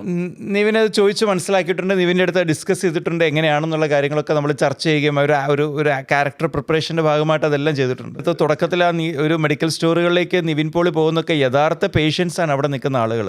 ആ കൂട്ടത്തിൽ ഞങ്ങൾ ജൂനിയർ ആർട്ടിസ്റ്റുകളുണ്ട്. പക്ഷേ ആ ക്രൗഡിൻ്റെ ഇടയിലേക്ക് നിവിൻ പോയി ഒരു മെഡിക്കൽ റെപ്പ് വർക്ക് ചെയ്യുന്ന പോലെ തന്നെയാണ് സിംഗിൾ ഷോട്ടിനകത്ത് നിവിൻ ചെയ്തിട്ടുള്ളത്. How was working with Nivin Pauly as a director? Wow, it is really cool. He's a person who makes you, relaxed. നമ്മൾ ഭയങ്കര സ്ട്രെസ്സിലായിരിക്കാം, ടെൻഷനിലായിരിക്കാം. പക്ഷേ നിവിൻ വന്നു കഴിഞ്ഞാൽ നിവിൻ എല്ലാവരും ഒന്ന് കൂളാക്കും, ഒന്ന് കാമാക്കും. നിവിൻ അങ്ങനെ ഒരു ഹാപ്പി എൻവയോൺമെൻറ്റ് ഇഷ്ടപ്പെടുന്ന ആളാണ്, അങ്ങനെ ഹാപ്പി എൻവയോൺമെൻറ്റ് ക്രിയേറ്റ് ചെയ്യുന്ന ആളാണ്. So it was really cool, chill working with him. ഒരു പ്രേക്ഷകൻ എന്ന രീതിയിൽ എനിക്ക് KP വിനോദിൻ്റെ ഏറ്റവും വലിയ ഇഷ്ടപ്പെട്ട ഒരു രംഗം എന്ന് പറഞ്ഞാൽ ഒരു ട്രാൻസിഷൻ ഉണ്ടല്ലോ. ന്യൂ ജോയിനി ആയിട്ടുള്ളൊരു വ്യക്തിയിൽ നിന്നും വളരെ സീനിയർ ആയിട്ടുള്ളൊരു മാനേജറായിട്ട് മാറുമ്പോൾ ആ വ്യക്തിക്കുണ്ടാവുന്ന വൈകാരികമായ കുറേ ഫേഷ്യൽ എക്സ്പ്രഷനുകളുണ്ടല്ലോ, അതായത് ആ പുള്ളിയുടെ സാഹചര്യങ്ങൾ, ആ ഒരു ട്രാൻസിഷൻ എനിക്ക് ഭയങ്കരമായിട്ട് ഹുക്കായിട്ടുണ്ട്. ആസ് എ ഡയറക്ടർ ഈ ഒരു സീനിനപ്പുറം എന്താണ് ഏറ്റവും കൂടുതൽ ഇഷ്ടപ്പെട്ടത്? എനിക്ക് നിവിൻ്റെ ട്രാൻസിഷനിൽ ഒന്ന് ശ്രദ്ധിച്ചു കഴിഞ്ഞാൽ നിവിൻ അധികം ചിരിക്കുന്ന പോലുമില്ല സീനിയർ മാനേജറായി കഴിഞ്ഞ്. ഇത്രയും വർഷത്തെ സത്യത്തിൽ നിവിനൊരു സീനിയർ മാനേജർ എന്ന് പറഞ്ഞ ഒരു സെയിൽസ്മാൻ ഒരു level of first level manager ആയിട്ടുള്ളൂ. പുള്ളിയുടെ കൂടെ ഉള്ളവരൊക്കെ എത്രയോ കമ്പനിയിൽ വേറെ ലെവലിലെത്തി. പുള്ളി അത്രയും ഗ്രോ ചെയ്തിട്ടില്ല. ഒരു ഫ്രസ്ട്രേറ്റഡ് ഫാമിലി മാനാണ്. അപ്പോൾ അതിൻ്റെ ഒരു നിശബ്ദത നിവിൻ്റെ ബോഡി ലാംഗ്വേജിൽ മൊത്തം വന്നിട്ടുണ്ട്. നമ്മൾ സൂക്ഷ്മമായി കണ്ടു കഴിഞ്ഞാൽ ആദ്യത്തെ എപ്പിസോഡിലുള്ള നിവിൻ്റെ ഒരു ചിരിയോ നടത്തമോ ഒന്നുമല്ല പിന്നീട് ബാക്കിയുള്ളവരെ വിമർശിക്കുമ്പോൾ. പൊറോട്ട കഴിക്കുന്നതിന് ചീത്ത കേട്ട KP വിനോദ് പിന്നീട് ഇഡ്ഡലി കഴിക്കുന്നതിന് സബോർഡിനേറ്റിനെ ചീത്ത വിളിക്കുകയാണ്. അപ്പോൾ ആ ട്രാൻസിഷൻ നിവിൻ ചെയ്തത് അതിമനോഹരമായിട്ടാണ്. അത് നമ്മൾ വിചാരിക്കും ഭയങ്കര മെത്തേഡ് ആക്ടിങ് പോലെ പ്രിപ്പറേഷൻ ഒന്നുമല്ല. നിവിൻ വളരെ കാഷ്വലി വന്ന് ഇടുന്ന സാധനങ്ങളാണ് അതൊക്കെ. അത് കാണാൻ തന്നെ ഭയങ്കര ഭംഗിയായിരുന്നു. ഒരു ഡയറക്ടർ സീറ്റിൽ ഇരിക്കുമ്പോൾ ആ സീനുകൾ എടുക്കുന്ന സമയത്ത് ഏറ്റവും ഇഷ്ടപ്പെട്ട രംഗം വേറെ ഏതാണ്? ഏറ്റവും ഇഷ്ടപ്പെട്ട രംഗം ഇത് നിവിൻ ഈ ഫയലുകളുമായി പോകുമ്പോൾ നിവിൻ എങ്ങോട്ടാണ് പോകുന്നതെന്ന് നമുക്കൊരു തോന്നലുണ്ട്. നിവിൻ എങ്ങോട്ടാണ് വണ്ടി കയറി പോകുന്നതെന്ന് ഒരു പിടിയും നമുക്ക് ആ മുഖത്ത് നിന്ന് കിട്ടില്ല. എന്നാൽ രണ്ടാമത് കാണുമ്പോൾ നമ്മൾ ഈ രണ്ടാമത് ഈ സീരീസ് കണ്ട് നിവിൻ്റെ ഞാൻ സ്പോയിലറാണോ എന്ന് എനിക്കറിയില്ല, കഥയുടെ ഒരു പർട്ടിക്കുലർ മരുന്നിൻ്റെ ഉള്ളിൽ നിന്ന് ഒരു പേപ്പർ എടുത്ത് നോക്കുമ്പോൾ അല്ലെങ്കിൽ ഒരു ഫയലുമായി യാത്ര ചെയ്യുമ്പോൾ രണ്ടാമത് കാണുമ്പോൾ നമുക്ക് വ്യക്തമായ ക്ലൂ ആ മുഖത്തുണ്ട്. ഇവിടെ വെച്ച് എന്തോ സ്ട്രൈക്ക് ചെയ്തു, ഇതുകൊണ്ട് ഇങ്ങോട്ടേക്കാണ് പോകുന്നത് എന്നുള്ളത്. അതൊരു സട്ടിലിറ്റിയാണ്. ആ സട്ടിലിറ്റിയാണ് എന്നെ ഏറ്റവും എക്സൈറ്റ് ചെയ്യിച്ചു ഇപ്പോൾ കാണുമ്പോൾ വീണ്ടും. ആ എയർപോർട്ടിലോട്ട് പോകുന്ന സീൻ വരെ നമ്മളുടെ ഉള്ളിലൊരു പ്രൊട്ടഗോണിസ്റ്റ് ആയിട്ടൊരു തോട്ട് ഉണ്ടായിരുന്നെങ്കിൽ പെട്ടെന്ന് ആന്റഗോണിസ്റ്റ് ആയിട്ട് മാറുമോ എന്നുള്ളൊരു ചിന്ത നമ്മളുടെ. So as a director first ടൈമാണ് നിവിൻ പോളിയോട് വർക്ക് ചെയ്യുന്നത്. സോ എന്താണ് ആ ഒരു ക്വാളിറ്റി, അല്ലെങ്കിൽ ഡയറക്ടർ എന്ന രീതിയിൽ അരുൺ കാണുന്ന എന്ത് ക്വാളിറ്റിയാണ് that drives you to work with him again and again? The actor that he's. എത്ര അനായാസമായി കഥാപാത്രത്തിലേക്കുള്ള ആ പകർന്നാട്ടം ഞാൻ നേരിട്ട് കണ്ടതാണ്. അതിൻ്റെ ഇമ്പാക്റ്റ് ഞാൻ കണ്ടതാണ്. അതിപ്പോൾ പ്രേക്ഷകർ സ്വീകരിക്കുമുണ്ടാവുന്ന ഇമ്പാക്റ്റ് ഞാൻ കണ്ടതാണ്. That really excites me. Salute you. എന്തിനെന്ന് വെച്ചാൽ ഒരു ഡോക്ടറിൻ്റെ റിയൽ ലൈഫ് സ്ട്രഗിള് ഒരു എപ്പിസോഡ് തുടങ്ങുന്നതിന് മുന്നേ ഒരു 15 സെക്കൻഡിൽ തീർത്തു അത് നമ്മളിലേക്ക് എത്തിച്ചതിന്. ആ ഡോക്ടർ ജാനകി എന്ന് പറയുന്നൊരു ഗൈനക്കോളജി ഡോക്ടറിൻ്റെ റിയൽ ലൈഫ് സ്ട്രഗിൾ അരുണൊരു 15 സെക്കൻഡിൽ അല്ലെങ്കിൽ 20 സെക്കൻഡിൽ നമ്മളെ പൂർണ്ണമായി കാണിച്ചു തന്നു. Because I worked in A gynaecology department, അതായത് ഒരു മെഡിക്കൽ റെപ്പായിട്ട് 4 വർഷം. അപ്പം എനിക്ക് വളരെ ക്ലോസ് ആയിട്ട് അറിയാവുന്ന ഡോക്ടേഴ്സിൻ്റെ റിയൽ ലൈഫ് സ്ട്രഗിൾ ഞാൻ കണ്ടിട്ടുണ്ട്. അപ്പം അതിനെ അതുപോലെ തന്നെ എനിക്ക് സ്ക്രീനിൽ കാണാൻ സാധിച്ചു. So hats off to you ആ ഒരു എഫേർട്ടിന്. Thank you. A big thanks to my team as well. ഇപ്പോൾ ഇതിൻ്റെ അകത്ത് ഡോക്ടർ കൈ കഴുകുന്ന ഒരു രീതിയുണ്ട്, പൈപ്പ് തുറന്നിട്ട്. നമ്മൾ കൈ കഴുകുന്ന പോലെ അല്ല ഡോക്ടേഴ്സ് OT എന്ന് ഇറങ്ങിയാൽ കൈ കഴുകുക. ഒരു പ്രത്യേക ബോഡി ലാംഗ്വേജിലാണ് കൈ കഴുകുക. അങ്ങനെ മൈന്യൂട്ട് ഡീറ്റെയിൽസ് ഞങ്ങൾ കൊണ്ടുവരാൻ ശ്രമിച്ചിട്ടുണ്ട്. അതിൻ്റെ ഒരു ഡെലിവറി സീക്വൻസ് ഉണ്ട്. ആ ഡെലിവറി സീക്വൻസിൽ മോണിറ്ററിൻ്റെ പിറകെ എൻ്റെ കൂടെ 2 ഗൈനക്കോളജിസ്റ്റുകളുണ്ടായിരുന്നത്.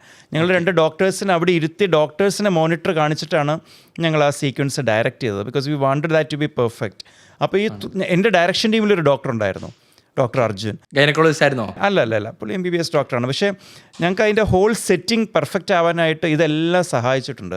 Presence of doctors in my team, my actors, എൻ്റെ അസോസിയേറ്റ്സ് ആൻഡ് അസിസ്റ്റൻസ്, ഇവരെല്ലാം ഇത് എൻഷുർ ചെയ്യുന്നുണ്ടായിരുന്നു. ഇത് കറക്റ്റ് ആവുന്നുണ്ടെന്നുള്ളത്. So it is a team work. അത്രയ്ക്ക് പെർഫെക്ഷൻ ആയിരുന്നു കേട്ടോ ആ സീൻ. ഞാൻ പറയില്ല, വീണ്ടും അത് പറയാൻ തോന്നുന്നു. എനിക്ക് അത്രയ്ക്ക് ഇഷ്ടപ്പെട്ടു ആ ഒരു സീൻ. പേഷ്യൻസിന് ഡോക്ടേഴ്സ് ദൈവമാണെന്ന് പറഞ്ഞാലും ചില കാര്യങ്ങളിലൊക്കെ ഈ പ്രത്യേകിച്ച് ഈ ഗൈനക്കോളജിസ്റ്റ് ഡോക്ടേഴ്സിനെയൊക്കെ ആക്രമിക്കുന്ന ന്യൂസുകൾ വരുമ്പോൾ ഉള്ളിനുള്ളിൽ ഭയങ്കര വിഷമമുണ്ട്. കാരണം എനിക്ക് തോന്നുന്നു പേഴ്സണലി ഞാൻ അവരുടെ റിയൽ ലൈഫ് സ്ട്രഗിളുകൾ കാണുന്നതുകൊണ്ടായിരിക്കണം. ശരിക്കും ജെമ്മാണ് ഗൈനക്കോളജി ഡോക്ടേഴ്സ്. ഒബ്വിയസ്ലി 2 സൈഡ് ഉണ്ട്. ഒബ്വിയസ്ലി ഒരു ഡാർക്ക് സൈഡ് കാണും. ഇപ്പം 100% ആൾക്കാരിൽ ഒരു 10% മോശം ആൾക്കാർ കാണും. എന്നാലും ഒരു 90% ആൾക്കാരും പ്യുവർ ജെമ്മാണ് ഗൈനക്കോളജി ഡോക്ടേഴ്സ്. എല്ലാ തീർച്ചയായിട്ടും ഡോക്ടേഴ്സിനെ പോലെ ഈ ലോകത്തെ കാത്തു സൂക്ഷിക്കുന്ന ഒരാൾക്കാരില്ല കേട്ടോ. നമ്മൾ കോവിഡ് വന്നപ്പോൾ കണ്ടതല്ലേ, ആരാധനാലയങ്ങൾ അടച്ചിടുകയാണ്. എല്ലാം പൂട്ടി, എല്ലാവരും വീട്ടിലിരുന്നു. ഡോക്ടേഴ്സാണ് ഉണ്ടായിരുന്നത്, നഴ്സുമാരാണ് ഉണ്ടായിരുന്നത്.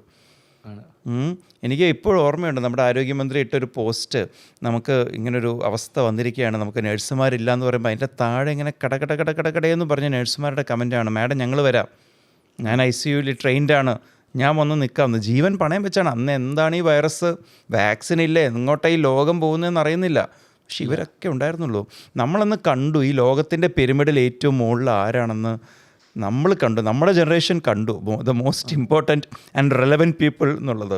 ബാക്കിയെല്ലാം അത് കഴിഞ്ഞിട്ടാണ്. അപ്പോൾ ഡോക്ടേഴ്സ് നമ്മുടെ ഈ വേൾഡിന് ഏത് കൊലകൊമ്പനായാലും അവസാനം മുട്ടുകുത്തി നിന്ന് പോകുന്ന ഒരു ഡോക്ടറെ എടുത്താലേ, doctors they are the super heroes, nurses they are the super heroes. അവർക്ക് സമർപ്പിക്കേണ്ടതാണ് ഈ ലോകത്തെ. പിന്നെ അതിൻ്റെ അകത്ത് കറപ്ഷൻ ഉള്ളവരുണ്ട്, നമ്മളവരെ വിമർശിക്കുന്നു. നമ്മൾ ഈ സെയിൽസ് റെപ്രസെൻറ്റേറ്റീവ്സിൻ്റെ കാര്യം പറഞ്ഞ പോലെ അതിൻ്റെ അകത്ത് കറപ്ഷൻ ഉള്ളവരുണ്ട്, അവരുടെ ഗ്രീഡിനെ നമ്മൾ വിമർശിക്കുന്നു, അത്രേ ഉള്ളൂ. അതിൻ്റെ അർത്ഥം അപ്പുറത്തുള്ള 95% നമ്മൾ കാണുന്നില്ല എന്നല്ല, അവരെ വണങ്ങുന്നു. എല്ലാ മേഖലയിലും തെറ്റുകൾ ചെയ്യുന്ന ആൾക്കാരുണ്ട്, ഒബ്വിയസ്ലി. അതെ, ഈ ഒരു മേഖലയിലും ഉണ്ട്. അബ്സല്യൂട്ട്ലി. ഈ ഡോക്ടേഴ്സൊക്കെ എത്ര മണിക്കാണ് വീട്ടിൽ പോകുന്നത്, എത്ര മണിക്കൂർ, ജീവിതകാലം മുഴുവൻ പഠിച്ചുകൊണ്ടിരിക്കുന്നു. ബാക്കി എല്ലാവരും ഒരു ഘട്ടം എത്തുമ്പോൾ പഠിത്തം നിർത്തും. ഡോക്ടർമാർ പഠിച്ചുകൊണ്ടേയിരിക്കണം. പുതിയ മരുന്നിനെക്കുറിച്ച്, പുതിയ ടെക്നോളജിയെക്കുറിച്ച്. മാത്രമല്ല, എനിക്കൊക്കെ അർദ്ധരാത്രി വീട്ടിൽ പോകുന്ന ഡോക്ടേഴ്സ് പിറ്റേ ദിവസം രാവിലെ വീണ്ടും വരുന്നു. ഒരു ഒറ്റ കഴിഞ്ഞ് ഇറങ്ങുമ്പോഴേക്കും വീണ്ടും ഒരു എമർജൻസി കേസ് വന്ന് പോകുന്നു. ഓ മൈ ഗോഡ്, അവരുടെ ഒരു വർക്ക് ഭയങ്കര. ഞാൻ കൊല്ലത്താണ് വർക്ക് ചെയ്തത്. ഞാൻ ഡോക്ടറിൻ്റെ പേര് പറയുന്നില്ല. 4 വർഷം, ഞാൻ പറയില്ല 3 വർഷം ഞാൻ ഗൈനക്കോളജി ഡിപ്പാർട്ട്മെൻറ്റിലായിരുന്നു. അപ്പം എന്നോടൊരു ഡോക്ടർ, കൊല്ലത്തെ ഏറ്റവും സീനിയർ ആയിട്ടുള്ള ഗൈനക്കോളജി ഡോക്ടർ എന്നോട് പറഞ്ഞ കാര്യമാണ്, എൻ്റെ ജീവിതം മൊത്തം ഞാനിങ്ങനെ രോഗികളെ ചികിത്സിച്ച് തീർന്നു എൻ്റെ ജീവിതം. അപ്പം എൻ്റെ അക്കൗണ്ടിൽ ഇപ്പം കുറേ പൈസയുണ്ട്, ഞാൻ അന്ന് ജോലി എടുത്തുണ്ടാക്കിയ പൈസയാണ്. അതിനപ്പുറം എൻ്റെ ജീവിതം ഇപ്പോൾ എനിക്കൊന്നുമില്ല. കാരണം ഞാൻ വർഷങ്ങളോളം ഇത് തന്നെ, രാവിലെ എന്നില്ല രാത്രി എന്നില്ലാതെ രോഗികളെ ചികിത്സിച്ച്. കാര്യം വീട്ടിലേക്ക് വരുമ്പോൾ പെട്ടെന്നായിരിക്കും ഡെലിവറി കോംപ്ലിക്കേഷൻ ഉണ്ടെന്ന് പറഞ്ഞാൽ ഹോസ്പിറ്റലിലേക്ക് ഓടുന്നു, രാത്രി ആ ഹോസ്പിറ്റലായിരിക്കും, വീണ്ടും രാവിലെ വീണ്ടും കൺസൾട്ടേഷൻ സ്റ്റാർട്ട് ചെയ്യുന്നു. അപ്പം ഇങ്ങനൊരു ജീവിതം മൊത്തം ഈ ഒരു ഡോക്ടർ എന്ന് പറയുന്നൊരു മേഖലയിലേക്ക് മാത്രം കൊടുത്ത ഒരു ഡോക്ടർ എന്നോട് ശരിക്കും ആ ഡോക്ടർ പറഞ്ഞതാണ്, എൻ്റെ ജീവിതം മൊത്തം ഈ ഒരു രീതിയിലേക്ക് തീർന്നു പോയി എൻ്റെ എന്നുള്ളത്. ശരിക്കും അത് കേട്ടപ്പോൾ സങ്കടം വന്നു എനിക്ക്. അയ്യോ, ഭയങ്കരമാണ് കേട്ടോ. എൻ്റെ ജീവിതവും ഞാൻ ഒരുപാട് ഡോക്ടർമാരോട് കടപ്പെട്ടിരിക്കുന്നു. എൻ്റെ കുടുംബത്തിൻ്റെയും ജീവിതം രക്ഷപ്പെടുത്തിയതിന് ഒരുപാട് വ്യക്തിപരമായിട്ട് ഞാൻ നന്ദി പറയുന്ന, ഞാൻ ദൈവത്തെ പോലെ കണക്കാക്കുന്ന എൻ്റെ പ്രിയപ്പെട്ട ഡോക്ടർമാരുണ്ട്. Doctor Paul Puthooran, doctor Philip Augustine, doctor Solomon, doctor Divya Jay, doctor Yahya, എത്ര പേരുണ്ടെന്നോ. അവരൊക്കെ ജീവിതത്തിൻ്റെ ഓരോ ഘട്ടത്തിലും എന്നെ, എൻ്റെ കുടുംബത്തെ ഓരോരുത്തരെയും രക്ഷിച്ച് ആ ജീവിതത്തിലേക്ക് തിരിച്ചു വന്നിട്ടുള്ളവരാണ്. എൻ്റെ കുട്ടിക്കാലം തൊട്ട് ഞങ്ങളുടെ വളരെ അടുപ്പമുള്ള ഡോക്ടർ സുകുമാരൻ, അദ്ദേഹമൊക്കെ ഞങ്ങളുടെ ജീവിതത്തിൽ വളരെ വളരെ വലിയ ഇൻഫ്ലുവൻസസ് ആണ്. ഞാൻ നിർഭാഗ്യവശാൽ പലപ്പോഴും ഒരുപാട് ഹോസ്പിറ്റലൈസേഷൻ എൻ്റെ വീട്ടിലുണ്ടാവുകയും ഒരുപാട് ഹോസ്പിറ്റലിൽ ബൈസ്റ്റാൻഡറായി പോവുകയും ചെയ്തിട്ടുണ്ട്. എൻ്റെ ജീവിതത്തിൽ വലിയൊരു കോർ ഇൻഫ്ലുവൻസിലൊന്നാണ് ഈ ആശുപത്രിവാസം. അതുകൊണ്ട് തന്നെ ഞാൻ ഈ മനുഷ്യൻ്റെ ഏറ്റവും നിസ്സഹായ അവസ്ഥ കുട്ടിക്കാലം തൊട്ട് കണ്ടിട്ടുണ്ട്. നമ്മൾ കാണുന്ന വലിയ ഘടാഘടികന്മാർ പോലും നിസ്സഹായരായ ആശുപത്രിയിൽ നിൽക്കുമ്പോൾ അവിടെ ഒരു ഷുവറിറ്റി നമുക്ക് തരുന്നത് ഡോക്ടർമാരും നഴ്സുമാരുമാണ്. അപ്പോൾ thank you that you brought it up. Big salute to them, big salute to them. Doctor Janaki എന്ന് പറയുന്നൊരു ക്യാരക്ടറിന് റിയൽ ലൈഫ് ഇൻസ്പിറേഷനായിട്ടൊരു സ്റ്റോറി ഉണ്ടോ? ഒരു ശരിക്കുള്ള റിയൽ ലൈഫ് ഡോക്ടർ ഉണ്ടോ ഡോക്ടർ ജാനകിക്ക്? യെസ്, തീർച്ചയായിട്ടും ഉണ്ട്. റെഫറൻസസും ഉണ്ട്. ഞാൻ ഇപ്പോൾ നേരത്തെ ഗൈനക്കോളജിയിലെ ചില ഡോക്ടർമാരുടെ പ്രത്യേകത, അവർക്കൊരു പ്രത്യേക ഓറയുണ്ട്. അവർ കാരണം ഈ ആശുപത്രിയിൽ ആകെ സന്തോഷമുള്ള ഏക വാർഡ് ഗൈനക് വാർഡാണല്ലോ. ജനിച്ചു കഴിയുമ്പോൾ ബോയ് ഗേൾ ആഘോഷം ബലൂണൊക്കെ ആയിട്ട് ഇവർക്കൊരു പ്രത്യേക ഓറയുണ്ട്. ഇവർ വെറുതെ ടൗണിലേക്ക് ഇറങ്ങിയാൽ തന്നെ എൻ്റെ വൈഫിൻ്റെ ഡെലിവറി എടുത്തത് ഡോക്ടറാണ് എന്ന് പറഞ്ഞാൽ ആ ഡോക്ടറെ നമ്മൾ ഒരു ഹാപ്പി മെമ്മറിയുമായിട്ടാണ് അസോസിയേറ്റ് ചെയ്യുന്നത്. ബാക്കി എല്ലാ ഡോക്ടേഴ്സിനും അങ്ങനെയല്ല. അപ്പോൾ ഈ ഹാപ്പി മെമ്മറി ആയിട്ട് അസോസിയേറ്റഡ് ആവുന്നതുകൊണ്ട് ഈ ഡോക്ടേഴ്സിനൊരു ഭയങ്കര ഓറയുണ്ട്. എല്ലാ ടൗണിലും ഉണ്ടാവും ഒരുപാട് പ്രസവം എടുത്ത അങ്ങനെ ഒരു ഓറയുള്ളൊരു 3 ജനറേഷൻ്റെ പ്രസവം എടുത്ത ഡോക്ടേഴ്സ് അല്ലെങ്കിൽ 4 ജനറേഷൻ്റെ പ്രസവം എടുത്തൊരു ഗൈനക്കോളജി ഡോക്ടർ എല്ലാ ടൗണിലും കാണും. യെസ്, എല്ലാ ടൗണിലുണ്ട്. ഞാൻ തൃശ്ശൂർ വർക്ക് ചെയ്തിരുന്നപ്പോൾ വടക്കാഞ്ചേരി ഡിവൈൻ മെഡിക്കൽ സെൻറ്റർ, അവിടെ ഒരു ഡോക്ടർ ഉണ്ടായിരുന്നു. ഞാൻ അവർ വാർഡിലേക്ക് നടന്നു വരുന്നത് കാണുമ്പോൾ ഉണ്ടല്ലോ 2 സൈഡിൽ നിന്ന് ആൾക്കാരങ്ങ് എഴുന്നേക്കും. അവർ ഗൈനക് ഡോക്ടറെ കാണാൻ വന്നൊന്നുമല്ല, പക്ഷെ just because of this doctors aura അവരിങ്ങനെ എഴുന്നേക്കും. എല്ലാവർക്കും ഇഷ്ടമുള്ള ചില ഡോക്ടർമാരുണ്ട്. ഇപ്പോൾ ശ്രുതി അങ്ങനെ ഒരാളാണ്. Everybody likes Shruthi Ramachandran. Likeability, she is loved by every one. അങ്ങനെ ഒരു ലൈക്കബിലിറ്റി ഉള്ള ഒരുപാട് ഡോക്ടേഴ്സിനെ ഞാൻ തൃശ്ശൂർ കണ്ടിട്ടുണ്ട്. സോ അതിൻ്റെ ഒരു റെപ്രസെൻറ്റേഷൻ ആയിട്ടാണ് ഡോക്ടർ ജാനകിയെ വെച്ചത്. ഡോക്ടർ ജാനകി ഇതിൻ്റെ അകത്ത് സ്റ്റഡിയിൽ എഴുതുന്നുണ്ട്, അല്ലെങ്കിൽ മരുന്നുകൾ എഴുതുന്നുണ്ട്, ഡോക്ടർ അന്വേഷിക്കുന്നുണ്ട്. She is very strict, at the same time very friendly. She represents all those good doctors that we love. ആ 95% ഡോക്ടേഴ്സിനെ ഇതിനകത്തെ ഇത്ര ഡോക്ടേഴ്സ് അങ്ങനെ, doctor Raju Rao, doctor Janaki, doctor Vijay. Doctor Janaki എന്ന് പറയുന്ന ഒരു ക്യാരക്ടർ ശ്രുതി രാമചന്ദ്രൻ എന്ന് പറയുന്ന വ്യക്തി ചെയ്താൽ മതി. എങ്ങനെയാണ് ആ ഒരു സെലക്ഷൻ? ഇത് തന്നെയായിരുന്നു ഈ ലൈക്കബിലിറ്റി ഫാക്ടറി, ലവബിലിറ്റി ഫാക്ടറി. എല്ലാവർക്കും ഇഷ്ടം തോന്നുന്ന ഒരാളാണ് ആ ക്യാരക്ടർ ചെയ്യേണ്ടതെന്നുള്ളായിരുന്നു. And Shruthi so well matches that. And ഈ ക്യാരക്ടറിന് വേണ്ടിയുള്ള പ്രിപ്പറേഷൻ, ശ്രുതി സ്ക്രിപ്റ്റ് കേട്ടപ്പോൾ മുതൽ, ശ്രുതിയുടെ ഗ്രാൻഡ് മദർ ഗൈനക്കോളജിസ്റ്റ് ആയിരുന്നു. ബട്ട് അതെല്ലാം ശ്രുതിയെ ഒരുപക്ഷെ ഇന്ത്യയിൽ ഒരുപാട് ഹെൽപ്പ് ചെയ്തിട്ടുണ്ടാവും ഈ ക്യാരക്ടർ പോർട്രേറ്റ് ചെയ്യുന്നതിൽ. ഇത് റിലീസ് ചെയ്തതിന് ശേഷം നിവിൻ പോളിയുടെ KP വിനോദിനൊപ്പം തന്നെ അപ്രിസിയേഷൻ അത്രയ്ക്ക് ഷവർ ചെയ്യപ്പെടുന്നുണ്ട് ശ്രുതിയുടെ ഡോക്ടർ ജാനകി എന്നുള്ള കഥാപാത്രത്തിന്. പിന്നെ എനിക്കൊന്ന് she was born and brought up seeing A gynaecology doctor. കാര്യം പുള്ളിക്കാരി പറയുന്നുണ്ട് ഫേമസ് ഗൈനക്കോളജി ഡോക്ടർ ആണെന്നുള്ളത്. അത് ഒരുപാട് ഹെൽപ്പ് ചെയ്തിട്ടുണ്ട്. How was working with Shruthi? ശ്രുതിയായിട്ട് വർക്ക് ചെയ്യുന്നത് is very comfortable. She's a friend. നമ്മുടെ ഒരു എൻ്റെ കൂട്ടുകാരിയാണ് ശ്രുതി. വളരെ പ്രൊഫഷണലായിട്ട്. ശ്രുതി ഒരു റൈറ്ററും കൂടിയാണ്. ശ്രുതി തന്നെ ഹോട്ട്സ്റ്റാറിന് വേണ്ടി ഒരു web series in another language എഴുതിയിട്ടുണ്ട്. തുള്ളുവത് എളിമയെ പോലെ വേറെ വർക്ക്സ് വേറെ എഴുതിയിട്ടുണ്ട്. അതിൻ്റെ പേര് തന്നെയാണോ എനിക്കറിയില്ല, സോറി ശ്രുതി, പേര് വിട്ടുപോയി.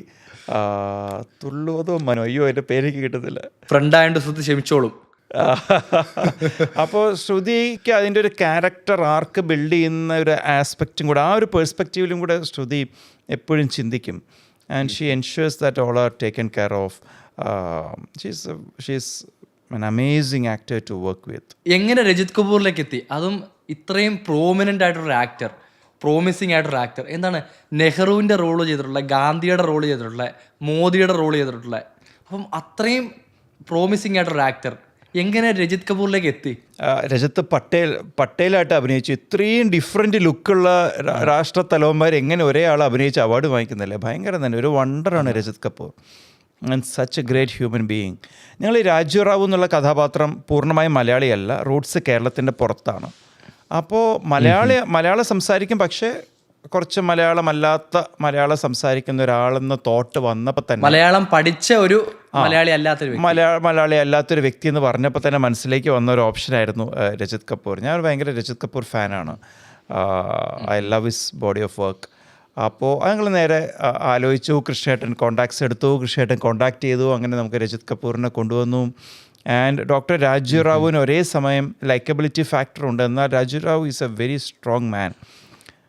ഡോക്ടർ രാജു റാവു കോടതിയിലേക്ക് കയറുമ്പോൾ വൈഫിനെ കുറിച്ചുള്ള ന്യൂസ് വന്നിട്ട് അങ്ങനെ പാറ പോലെ ഉറച്ച ഇമോഷൻസിന് ഉള്ളിൽ ഒതുക്കിയിട്ടാണ് കോടതി മുറിയിൽ നിൽക്കുന്നത്. ഈസ് എ വെരി സ്ട്രോങ് മാൻ. ഒരു അറ്റാക്ക് കഴിഞ്ഞാൽ പോലും അതിന് ശേഷം ലെറ്റ്സ് ഫിനിഷ് ദാറ്റ് ഡ്രിങ്ക് എന്ന് പറയുന്ന ആളാണ്. സോ ഇറ്റ്സ് ഒരേ സമയം വളരെ സ്ട്രോങ് ആയ ഒരു ക്യാരക്ടറാണെന്ന് അതേസമയം വളരെ സോഫ്റ്റായി പൊളൈറ്റായിട്ട് ബിഹേവ് ചെയ്യുന്ന ഒരു ക്യാരക്ടറാണ്. ഇങ്ങനത്തെ ഒരുപാട് ഡോക്ടർമാർ ഇന്ത്യയിലുണ്ട്. ജനറിക് മെഡിസിൻസിന് വേണ്ടിയും പേഷ്യൻസിന് വേണ്ടിയിട്ടും ഇത്ര ഫൈറ്റ് മുന്നോട്ട് കൊണ്ടുപോകുന്ന റിയൽ ഡാർക്ക് നൈറ്റ്സ്. അപ്പോൾ ഹൂ എൽസ് എന്നുള്ളൊരു തോട്ടായിരുന്നു. അങ്ങനെയാണ് രജത്തിലേക്ക് എത്തിയത്. പിന്നെ എന്നിലെ നാടകപ്രേമി ഒരു നാടകപ്രവർത്തകനായ രജത് കപൂറിനോടുള്ള ആരാധനയുടെ ഒരു കാരണമാണ് കേട്ടോ. ഞാനത് ചോദിക്കണമെന്നുണ്ടായിരുന്നു. ഞാൻ ഈ രജിത് കപൂർ എന്നൊരു ആക്ടറിന് ശേഷം അതിന് ആ ടോപ്പിക്കിലേക്ക് വരാമെന്നുള്ളതായിരുന്നു. ഒരു ഡയറക്ടർ എന്ന രീതിയിൽ പുള്ളിയായിട്ട് വർക്ക് ചെയ്യുമ്പോൾ എന്തൊക്കെയാണ് പഠിക്കാൻ കഴിയുന്നത്? കാര്യം ഇത്രയും വർഷം സിനിമയിൽ വർക്ക് ചെയ്തൊരു വ്യക്തി, നാടകത്തിൽ വർക്ക് ചെയ്ത വ്യക്തി, ഇത്രയും സീനിയർ ആയിട്ടുള്ള ആക്ടറിൽ നിന്നും പഠിക്കാൻ പറ്റിയ ലെസൺ എന്തൊക്കെയായിരുന്നു? ഒന്ന് ഹ്യൂമിലിറ്റി, ഓക്കെ, അത് ഭയങ്കരമാണ്. നമ്മളെടുത്ത ആ ഷോട്ട് എടുക്കാൻ വേണ്ടിയുള്ള അദ്ദേഹത്തിൻ്റെ പ്രിപ്പറേഷൻ കാണുമ്പോൾ, നമ്മൾ ഓഡിഷൻ നടത്തി, ഓഡിഷന് തൊട്ട് മുമ്പ് ഇതാണ് സീനെന്ന് പറയുമ്പോൾ ഒരാൾ പഠിക്കുന്ന ആ ഒരു എക്സൈറ്റ്മെൻ്റ് ഉണ്ടല്ലോ, ആ ഒരു ടെൻഷൻ ഉണ്ടല്ലോ, ആ ഒരു നെർവസ്നെസ് ഉണ്ടല്ലോ, ആ ഒരു പാഷൻ ഉണ്ടല്ലോ, അതിലാണ് അദ്ദേഹം ഇപ്പോഴും ഒരു സീനിന് മുമ്പുള്ള അദ്ദേഹത്തിൻ്റെ ആ involvement. Oh my god, that is infectious enthusiasm. Next Binu Pappu. വളരെ പ്രോമിസിങ് ആയിട്ടുള്ള, എനിക്ക് ഭയങ്കര ഇഷ്ടപ്പെട്ടൊരു ആക്ടറാണ്. നല്ല രസമാണ് പുള്ളിയുടെ സിനിമ കാണാൻ, പുള്ളിയുടെ ഇൻ്റർവ്യൂകൾ കാണാൻ നല്ല രസമാണ്. How was working with Binu Pappu? ഇപ്പോൾ പറഞ്ഞല്ലോ, അഭിനയ രസമാണ്, വർത്തമാനം കേൾക്കാൻ രസമാണ്, ഇൻ്റർവ്യൂ രസമാണ്. ഇതിനേക്കാളൊക്കെ അപ്പുറം രസമാണ് Binu Pappu as a person നമ്മുടെ കൂടെ ഇരിക്കുമ്പോൾ. Such a company, such a joyful man. നമുക്ക് ബിനു നമ്മുടെ സന്ദർഭങ്ങളെ ലൈറ്റാക്കി എലിവേറ്റ് ചെയ്യും നമ്മുടെ സന്തോഷത്തെ. It's great working with Binu Pappu. And also ഈ സീരീസ് കണ്ടിട്ടുണ്ടെങ്കിൽ ബിനു പപ്പുവിൻ്റെ സെക്കൻഡ് ലുക്കാണ് ഞങ്ങൾ ആദ്യം ഷൂട്ട് ചെയ്യുന്നത്. ബിനു പപ്പു നേരെ വന്നിട്ട് ആ പ്രായമായ ലുക്കിൽ ആ ഇമോഷണൽ സീക്വൻസ് ഇങ്ങനെ അങ്ങ് അഭിനയിച്ചു വരികയായിരുന്നു. അതിന് ശേഷമാണ് ഫ്ലാഷ് ബാക്കിലേക്കൊക്കെ പോകുന്നത്. അതിനായാസമായിട്ട് നേരെ നടന്നു വരുന്നു, നേരെ മേക്കപ്പെടുന്നു. ഈ സീനല്ലേ ആദ്യം, ശരിയെന്ന് പറയുന്നു, ഈ സീനങ്ങ് ചെയ്യുന്നു. അത്ര അനായാസമായിട്ട് ചെയ്യുകയും ചെയ്തു. ഈ such a joy to work with. I'm waiting to work with him again. Binu, ഇനിയും മുന്നോട്ട് അതുപോലെ സിനിമകൾ ഉണ്ടാവട്ടെ, സീരീസുകൾ ഉണ്ടാവട്ടെ.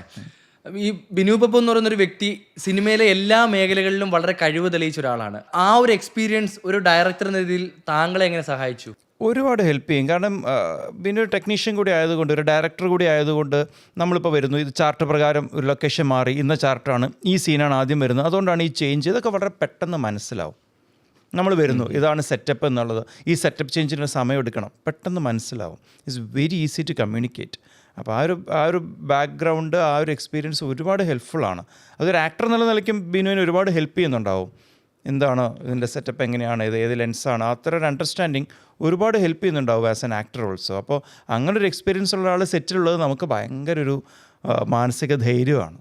ശരിക്കും ഒരു ഡയറക്ടറിന് ഒരു ആക്ടറിനോട് വർക്ക് ചെയ്യുമ്പോൾ ആ ആക്ടർ ഡയറക്ടർ മേഖലയിലും വളരെ പ്രോമിസിങ് ആയിട്ടൊരു വ്യക്തിയാണെങ്കിൽ ശരിക്കും അത് ബുദ്ധിമുട്ടുണ്ടാക്കും ഒരു ഡയറക്ടറിന് എപ്പോഴെങ്കിലും. കാര്യം സെയിം ഫീൽഡിലായിരിക്കും, ഒരു നോളജ് ഉള്ളൊരു വ്യക്തിയായിരിക്കും. അപ്പോൾ ഒരു ക്ലാഷ് ഉണ്ടാവാനുള്ള ചാൻസ് ഉണ്ടോ? ഒരിക്കലും ഇല്ല, നേരെ ഓപ്പോസിറ്റാണ്. ഭയങ്കര ഹെൽപ്ഫുൾ ആവുക ചെയ്യുക. നമുക്കിപ്പോൾ ഒരു ഡയറക്ഷൻ ടീമിൽ വർക്ക് ചെയ്തവരോ അല്ലെങ്കിൽ ഒരു ഡയറക്ടറോ നമ്മുടെ ക്രൂവിലോ അല്ലെങ്കിൽ അവിടെ അഭിനയിക്കുന്നിടത്തോ ഉണ്ടെങ്കിൽ ഭയങ്കര എളുപ്പമാണ് കമ്മ്യൂണിക്കേഷൻ. അവർക്ക് കൃത്യം മനസ്സിലാവുമല്ലോ, അത് ഈ സെറ്റപ്പ് അപ്പോൾ മാറ്റണം, ഈ ആക്സസ് മാറ്റുകയാണ്, ഈ ആക്സസ് മാറ്റുമ്പോൾ ഈ ലൈറ്റപ്പ് ചെയ്യാൻ ഇത്ര സമയം എടുക്കും, അതുകൊണ്ടാണ് ഈ ഡിലേ, അല്ലെങ്കിൽ ആർട്ട് വർക്കിന് ഈ സാധനം ഫിക്സ് ചെയ്യാനുണ്ട്. ആ ഒരു സെൻസിബിലിറ്റി ഉള്ള ഒരു ആളാവുമ്പോൾ ഭയങ്കര എളുപ്പമാണ്. എനിക്കത് നേരെ ഓപ്പോസിറ്റാണ് തോന്നിയത്. ഡയറക്ടേഴ്സ് ആക്ടേഴ്സായിട്ട് വരുമ്പോൾ it's very comfortable. Life partner Muthumani. ഞാൻ ഈ സിനിമയ്ക്ക് ശേഷമാണ് നിങ്ങൾ ഹസ്ബൻഡ് ആൻഡ് വൈഫാണെന്ന് അറിയുന്നത്. Okay, sorry to say that.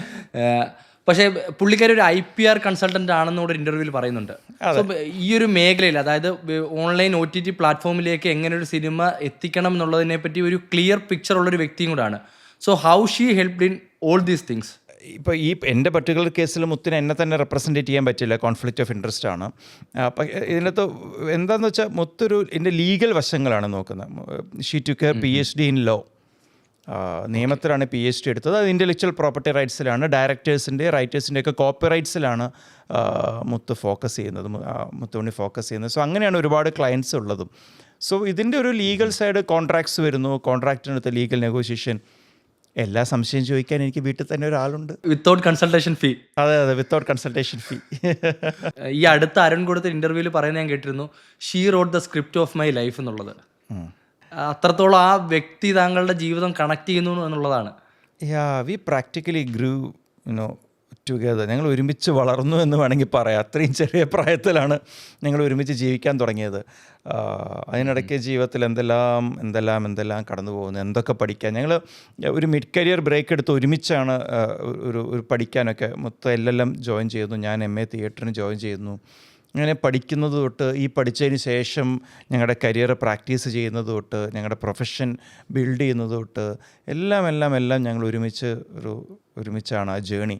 So ഒരു ഭാര്യ ഭർത്താവ് എന്നതിൽ ഉപരിയായിട്ട് എൻ്റെ സഹയാത്രികയാണ്, എൻ്റെ ഈ ജേണിയിൽ എൻ്റെ ഒപ്പമുള്ള കൂട്ടുകാരിയാണ്. So yeah she is basically writing my life. വലിയ പ്രിവിലേജ് ആണല്ലേ അങ്ങനെ ഒരു വ്യക്തിയെ കിട്ടുക എന്നുള്ളത്. തീർച്ചയായിട്ടും ഞങ്ങൾ നാടകത്തിൻ്റെ ഇടയിലാണ് ഒരു നാഷണൽ സ്കൂൾ ഓഫ് ഡ്രാമയുടെ പ്രൊഡക്ഷൻ ഇടയ്ക്കാണ് പരിചയപ്പെടുന്നതും അടുക്കുന്നതും ഒക്കെ. വലിയ പ്രിവിലേജാണ് അങ്ങനെ ഒരു പാർട്ട്ണർ ഉണ്ടാവുക എന്നുള്ളത്. അത് ഒരു പാർട്ട്ണർ ഉണ്ടാവുക എന്നുള്ളത് വലിയ പ്രിവിലേജാണ്. എൻ്റെ ഫാമിലിയും അങ്ങനെ ഒരു ഫാമിലിയാണ്, മുത്തിൻ്റെ ഫാമിലി അങ്ങനെ ഒരു ഫാമിലിയാണ്. ഞങ്ങളുടെ കുടുംബങ്ങളൊരു മുത്തിൻ്റെ അച്ഛനും അമ്മയൊക്കെ നാടക പ്രവർത്തകരാണ്. മുത്തിൻ്റെ അച്ഛനിപ്പോൾ ഇല്ല, അദ്ദേഹം ഒരു സംഗീത അക്കാദമി അവാർഡ് കിട്ടിയിട്ടുള്ള നാടക പ്രവർത്തകനാണ് സോമസുന്ദരൻ. മുത്തിൻ്റെ അമ്മ ഇപ്പോഴും ചെയ്യുന്ന നാടക പ്രവർത്തകയാണ്. എൻ്റെ അച്ഛനൊരു ഭയങ്കര കലാപ്രേമിയാണ്, അമ്മ നന്നായി എഴുതും, സാഹിത്യപ്രേമിയാണ്. അപ്പോൾ ഞങ്ങളുടെ രണ്ടുപേരുടെയും ഫാമിലീസ് ഭയങ്കര സപ്പോർട്ടീവാണ് ഈ കാര്യങ്ങൾക്കൊക്കെ. എൻ്റെ സുഹൃത്തുക്കൾ അതുപോലെ, ഞാൻ ഇതിലേക്കൊന്നും ഇറങ്ങിയില്ലെങ്കിൽ എന്നെ ചീത്ത വിളിക്കുന്ന സുഹൃത്തുക്കളാണ് എനിക്കുള്ളത്. നീ എന്താ ഈ ജോലി ചെയ്യുന്നത്, നീ ഇതല്ലേ ചെയ്യേണ്ടതെന്ന് പറയുന്ന സുഹൃത്തുക്കളാണ്. So I'm blessed to have an ecosystem where all these things are encouraged. എങ്ങനെ ഉണ്ടായിരുന്നു ഫാർമ സെറ്റ് പൂർണ്ണമായിട്ടും? ശരിക്കും എങ്ങനെ ഉണ്ടായിരുന്നു 63 ദിവസത്തെ ഷൂട്ടിംഗ് ലൊക്കേഷൻ എക്സ്പീരിയൻസ്? വളരെ ഹെക്റ്റിക് ആയിരുന്നു. ഓടി നടന്ന് ഞങ്ങൾ ഇന്ത്യയുടെ പല സ്ഥലത്തും ട്രാവൽ ചെയ്തിട്ടുണ്ട്. ഒരുപാട് സീനുകൾ, ഒരുപാട് ലൊക്കേഷനുകളിലേക്ക് ട്രാവൽ ചെയ്യേണ്ടതുണ്ട്. So it was very hectic. വളരെ ഹൈ പ്രഷർ എൻവയൺമെൻറ്റ് തന്നെയാണ് ഷൂട്ട് ചെയ്തത്. പക്ഷേ ഞങ്ങൾക്ക് ഒരുമിച്ച് നിന്നു. മൈ പ്രൊഡ്യൂസർ കൃഷ്ണേട്ടൻ, ഞാൻ, എൻ്റെ ഡയറക്ഷൻ ടീം, ആക്ടേഴ്സ് എല്ലാവരും ഒരുമിച്ച് നിന്നതിൻ്റെ ഫലമായിട്ടാണ് ഇത് തീർക്കാൻ സാധിച്ചത്. സീരിയസ്ലി കാണിക്കുന്നതായിട്ടുള്ള ഫേക്കായിട്ടുള്ള മെഡിസിനുകൾ ഉണ്ടാക്കുന്ന കുറേ ലൊക്കേഷനുകളുണ്ടല്ലോ. എനിക്കൊന്ന് ഫാർമ ഫീൽഡിൽ അതിനെ ഈ ചാത്തൻ കമ്പനികൾ എന്നൊക്കെ പറയും. അപ്പം അങ്ങനെ ഈ ചാത്തൻ കമ്പനി ബ്രാൻഡുകൾ ഉണ്ടാക്കുന്ന ലൊക്കേഷനുകൾ ശരിക്കും വിസിറ്റ് ചെയ്യാൻ ആരും പോയിട്ടുണ്ടോ, അതോ എന്തെങ്കിലും ഫോട്ടോഗ്രാഫ്സ് എന്തെങ്കിലും കിട്ടിയിട്ടുണ്ടോ? എനിക്ക് മീഡിയയിൽ അത് പറയാമെന്നറിയില്ല. എനിക്കും അത് മീഡിയയിൽ പറയാമോന്നറിയില്ല. ഇത്തരം സ്ഥലങ്ങളെക്കുറിച്ച് ആളുകൾ പറഞ്ഞതും ന്യൂസുകളിൽ വന്നതുമായ ചിത്രങ്ങളും വീഡിയോകളും എല്ലാം റെഫറൻസ് ഉപയോഗിച്ചിട്ടാണ് നമ്മൾ അതിനെ സെറ്റ് വർക്ക് ചെയ്തത്. ചാത്തൻ കമ്പനികൾ ഇന്ത്യയിൽ ഇങ്ങനെ ഒരുപാട് അൺഓർഗനൈസ് സെക്ടറിൽ അങ്ങനെ ഒരുപാട് ഇല്ലീഗൽ മാനുഫാക്ചറിങ് യൂണിറ്റ്സ് പലതും പ്രവർത്തിക്കുന്നുണ്ട്. അത് നമ്മുടെ ഒരു വലിയ ഒബ്സ്റ്റക്കിളാണ്. ശരിക്ക് ബ്രാൻഡിന് പകരം നമ്മൾ പ്രൈസ് കുറഞ്ഞ ബ്രാൻഡുകൾ സജസ്റ്റ് ചെയ്യുമ്പോൾ നമ്മുടെ മുമ്പിൽ വരുന്നൊരു ത്രെട്ട് എന്ന് പറയുന്നത് എത്രത്തോളം മാനുഫാക്ചറിങ് സ്റ്റാൻഡേർഡ്സ് കീപ്പ് ചെയ്യുന്ന കമ്പനീസാണെന്ന് നമുക്കറിയില്ല. അപ്പോൾ ഇത് രണ്ട് സൈഡിലൂടെ നമ്മൾ അപ്രോച്ച് ചെയ്യേണ്ട ഒരു വിഷയമാണ്. ഒരു സൈഡിലൂടെ നമ്മൾ ഇല്ലീഗലായ മാനുഫാക്ചറിങ്, പുവർ ക്വാളിറ്റി മാനുഫാക്ചറിങ്ങിനെ നിർത്തണം. എന്നിട്ട് വേണം മറു സൈഡിലൂടെ നമ്മൾ ബ്രാൻഡുകളുടെ വില നിലവാരത്തെ നിയന്ത്രിക്കുന്നതിനെ കുറിച്ച് സംസാരിക്കാനായിട്ട്. സോ വെരി കോംപ്ലിക്കേറ്റഡ് ഒരുപാട് വേരിയബിൾസുള്ള ഇക്വേഷനാണ് ഈ വിഷയം. എനിക്ക് അരുണിനോട് തിരിച്ചതിന് പറയാനുള്ള ഒരു മറുപടി, എനിക്കൊരു ചെറിയ കോൺഫ്ലിക്റ്റ് ഉള്ളത്, സോറി ഞാനൊരു പ്രേക്ഷകൻ എന്ന രീതിയിലും ചെറിയ അറിവുകൾ വെച്ചുമാണ് പറയുന്നത്. ഈ ഫാർമ എന്ന് പറയുന്ന സീരീസ് ജനങ്ങളിലേക്ക് വരുമ്പോൾ കുറച്ച് മിസ്കൺസെപ്ഷൻ ഈ ഫാർമ എന്ന് പറയുന്ന സീരീസ് ഒന്നും ആളുകളിലേക്ക് എത്തുന്നുണ്ട്. ഫോർ എക്സാമ്പിൾ, എനിക്ക് ഇതൊന്നും മീഡിയയിൽ പറയാമെന്നറിയില്ല. ഞാൻ ലേറ്റസ്റ്റ് ആയിട്ടൊരു ഇൻ്റർവ്യൂ കണ്ടപ്പോൾ അതിൽ ഒരു വ്യക്തി പറയുന്നത് ഈ സീനുകൾ അല്ലെങ്കിൽ ഫാർമ എന്ന് പറയുന്ന സീരീസ് കണ്ടപ്പോഴാണ് നമുക്കൊക്കെ തോന്നുന്നത് പഴയ പോലെ വെളിച്ചെണ്ണ ഉപയോഗിച്ച് കുറച്ച് ഇഞ്ചിയൊക്കെ കാച്ചി അങ്ങനെയുള്ള കഷായങ്ങൾ കുടിച്ചാൽ മതി എന്നുള്ളത്. സോ ഇങ്ങനൊരു മിസ്കൺസെപ്ഷൻ ആളുകളിലേക്ക് എത്തുന്നു.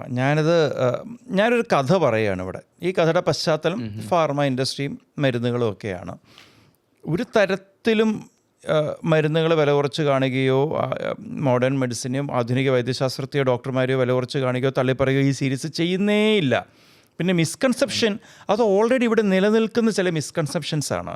നമ്മുടെ മനസ്സ് വിശ്വാസം ചാഞ്ഞു നിൽക്കുമ്പോൾ, നമുക്ക് അസുഖം വന്ന് വേദനിച്ച് നിന്ന് നമ്മുടെ ആത്മവിശ്വാസം കുറഞ്ഞു നിൽക്കുമ്പോൾ നമ്മുടെ അടുത്ത വീട്ടിലൊരാൾ വന്ന് പറയുകയാണ് ദേ ആ ചക്കയുടെ ഇന്ന കഷ്ണം കൊണ്ട് അസുഖം മാറുമെന്ന് പറഞ്ഞാൽ നമ്മൾ അറിയാതെ ശ്രമിച്ചു നോക്കുക. നമ്മുടെ മനസ്സിൻ്റെ അപ്പോഴത്തെ ഒരു അവസ്ഥ അങ്ങനെ ആയതുകൊണ്ടാണ്. അതുകൊണ്ട് തന്നെ ഈ സീരീസ് വന്നിട്ട് ഇതിൻ്റെ കാരണം പറഞ്ഞ് ആരും അതിലേക്ക് തിരിയരുത്. നമ്മൾ ഈ പറയുന്ന നാട്ടുവൈദ്യം ഉണ്ടായിരുന്നപ്പോഴത്തെ ശരാശരി ആയുർദൈർഘ്യമല്ല ഇന്നൊരു മലയാളിയുടെ. 1000 പ്രസവത്തിൽ എത്ര കുട്ടികൾ ഇവിടെ മരിച്ചിരുന്നു എന്നറിയോ? ഇന്ന് ആധുനിക വൈദ്യശാസ്ത്രം വന്നിട്ട് 1000 പ്രസവത്തിൽ എത്ര കുട്ടികൾ മരിക്കുന്നുണ്ട്? എങ്ങനെയാണ് ഇവിടുത്തെ ശിശുമരണ നിരക്ക് കുറഞ്ഞത്? എങ്ങനെയാണ് ഇവിടുത്തെ ആയുർദൈർഘ്യം കൂടിയത്? എങ്ങനെയാണ് 70-ൽ കൂടുതലുള്ള ഒരു ആയുർദൈർഘ്യത്തിലേക്ക് ശരാശരി ആയുർദൈർഘ്യം കേരളം എത്തിയത്? അത് ഇവിടുത്തെ ആധുനിക വൈദ്യശാസ്ത്രവും ആധുനിക ആശുപത്രികളും വന്നതുകൊണ്ട് മാത്രമാണ്. ഈ മേഖലയിൽ പുഴുക്കുത്തുകൾ ചൂണ്ടിക്കാണിക്കുന്നതിൻ്റെ അർത്ഥം ഇതിന് പകരം Modern നമ്മൾ medicine എതിരാണെന്നല്ല. എതിരാണെന്നല്ല. അത് ഏതുപോലെയാന്ന് വെച്ചാൽ ജനാധിപത്യത്തിലൊരു പ്രശ്നം ഉണ്ടെന്ന് പറഞ്ഞ ഉടനെ ഒരു കിരീടം വെച്ച് ഏതെങ്കിലും ഒരു രാജാവിനെ നമ്മൾ വിളിച്ച് ആനയിച്ചുകൊണ്ട് വരുന്ന പോലെയാണ്. അല്ല, ജനാധിപത്യത്തിൽ ഏതെങ്കിലും ഒരു ഭരണകൂടത്തിൻ്റെ ഒരു തെറ്റ് ചൂണ്ടിക്കാണിച്ചാൽ അതിൻ്റെ അർത്ഥം മറ്റേ ഫ്യൂഡലിസത്തിലേക്കോ രാജാധികാരത്തിലേക്കോ പോകണമെന്നേ അല്ല. ആരും അങ്ങനെ പറയുന്നില്ല. അത് അങ്ങനെ ഒരു തെറ്റിദ്ധാരണ ഉണ്ടാക്കുന്നതിന് അങ്ങനത്തെ ഒരു ബൈനറി ഉണ്ടാക്കലാണ്. അങ്ങനെ ഉണ്ടാക്കുന്നതിനൊരു ഗൂഢാലോചനയാണോ ഞാൻ സംശയിക്കാറുണ്ട്. കാരണം മോഡേൺ മെഡിസിൻ്റെ കറപ്ഷനെക്കുറിച്ച് പറയുമ്പോൾ, അഴിമതിയെക്കുറിച്ച് പറയുമ്പോൾ ഈ വെളിച്ചെണ്ണ ഇഞ്ചിയിലേക്ക് എന്തിനാണ് പോണത്? ഞാൻ അവരെ വെളിച്ചെണ്ണ ഇഞ്ചിയും തള്ളിക്കളയുന്നതല്ല. പക്ഷേ മോഡേൺ മെഡിസിനാണ് ഇവിടെ മാറ്റം ഉണ്ടാക്കിയത്. യാതൊരു സംശയവും അതിൻ്റെ അകത്തില്ല. ഇത് ഏതുപോലെയെന്ന് വെച്ചാൽ നമ്മൾ ഫാർമ സിഇഒമാരെ പറ്റി പറയുമ്പോൾ ഉടനെ ഇവിടുത്തെ റെപ്രസെൻറ്റേറ്റീവ്സിനെതിരെയാണ് ഫാർമ എന്ന് പറയുന്ന പോലെ. ഒരിക്കലും അല്ല. ബാഗ് എടുത്ത് പണിയെടുക്കുന്ന പാവർ എപ്പം എന്ത് പഴിച്ചു? ഒരിക്കലുമല്ല. അതുപോലെ ആധുനിക വൈദ്യശാസ്ത്രം, ഡോക്ടേഴ്സ്, ദേ ആർ ഇർറിപ്ലേസബിൾ. ഈ പറയുന്ന ആളുകളാണ് സത്യത്തിലെ മെഡിക്കൽ ഷോപ്പിൽ ചെന്നിട്ട് ചേട്ടാ ഒരാഴ്ചയായിട്ട് പനിയുണ്ട്, ചുമയുണ്ട്, ചേട്ടാ എന്തെങ്കിലും ഒരു മരുന്നതാന്ന് പറയുന്നത്. ഒരു മരുന്ന് തരും. എന്നിട്ട് ഒരു മരുന്നുകൊണ്ട് തന്നെ എല്ലാ അസുഖവും മാറണമെന്നും ആഗ്രഹിക്കുന്നത്. ഡോക്ടർ സ്കാൻ എഴുതിയ ഉടനെ സംശയം. ഡോക്ടർ എന്തിനാ അപ്പം സ്കാൻ എഴുതിയ? ഈ സ്കാൻ ചെയ്തുകൊണ്ടാണ് പലതും കണ്ടുപിടിച്ചിട്ടുള്ളത്. സ്കാൻ ഇല്ലാതെ കണ്ടുപിടിക്കാൻ പറ്റുമോ? ഇല്ല. അപ്പം നമ്മൾ വെറുതെ ഇത് സംശയിച്ച് കാട് കയറാനല്ല. ഈ കാട് കയറുമ്പോഴും രക്ഷപ്പെടുന്നത് യഥാർത്ഥ കള്ളന്മാരാണ്. സോ നമ്മൾ നമ്മുടെ യുക്തി ഉപയോഗിക്കുക. ഏത് സീരീസ് കണ്ടാലും സിനിമ കണ്ടാലും. Thank you so much Arun, ഇത്രയും പിക്ചർ ക്ലിയർ ആയിട്ട് അതിനൊരു മറുപടി തന്നതിന്. ഞാനത് പറയേണ്ട ഉത്തരവാദിത്തം കൂടെ എനിക്കുണ്ട്. അതുകൊണ്ടാണ്. ഉണ്ട്. കാരണം ഞാൻ പലപ്പോഴും അത് അരുണിനോട് ചോദിക്കണം എന്ന് കണ്ടു, പല കമൻറ്റിലും കണ്ടു. അപ്പം ആളുകളിലേക്ക് അങ്ങനൊരു ആശയം എത്തുന്നത് വളരെ അപകടകരമാണ്. ഇല്ല, എനിക്കതിൽ നിരാശയുണ്ട്. ഇപ്പോൾ നമ്മുടെ ലോകത്തിലെ വലിയൊരു ഫേമസ് കാർ മാനുഫാക്ചറിങ് കമ്പനി അവരുടെ മാനുഫാക്ചറിങ് യൂണിറ്റിൽ നിന്ന് കള്ളത്തരങ്ങൾ കാണിച്ചു, പൊല്യൂഷൻ കുറവാണെന്ന് കാണിക്കാൻ വേണ്ടിയിട്ട്. നമ്മളതുകൊണ്ട് നേരെ കാളവണ്ടി എടുത്ത് ഓടിക്കുമില്ലല്ലോ. ഇല്ല, നമ്മളാ കമ്പനി ഒറ്റപ്പെടുത്തും, കമ്പനിയുടെ കറപ്ഷൻ കൂട്ടുന്നവർ ഒറ്റപ്പെടുത്തും. ഫാർമസ്യൂട്ടിക്കൽ രംഗത്ത് അഴിമതി ഉണ്ടെങ്കിൽ, പുഴുക്കത്തുണ്ടെങ്കിൽ അവരെയാണ് ഒറ്റപ്പെടുത്തേണ്ടത്. ഒരു ഫേക്കായിട്ടുള്ള മെഡിസിനുകൾ ഇന്ത്യയിൽ എത്തണമെങ്കിൽ അതിന് കാരണം പിന്നിലുള്ള ഗവൺമെൻറ് റൂളുകളാണ്. അപ്പം ആ ഗവൺമെൻറ് റൂളുകൾ മാറുക എന്നുള്ളതാണ്. നമ്മളിവിടെ എത്ര പേർക്കാണ് ഒരു ഡോക്ടർ? നമ്മൾ അത്രയും പോപ്പുലേഷൻ കൂടിയ രാജ്യമാണ്.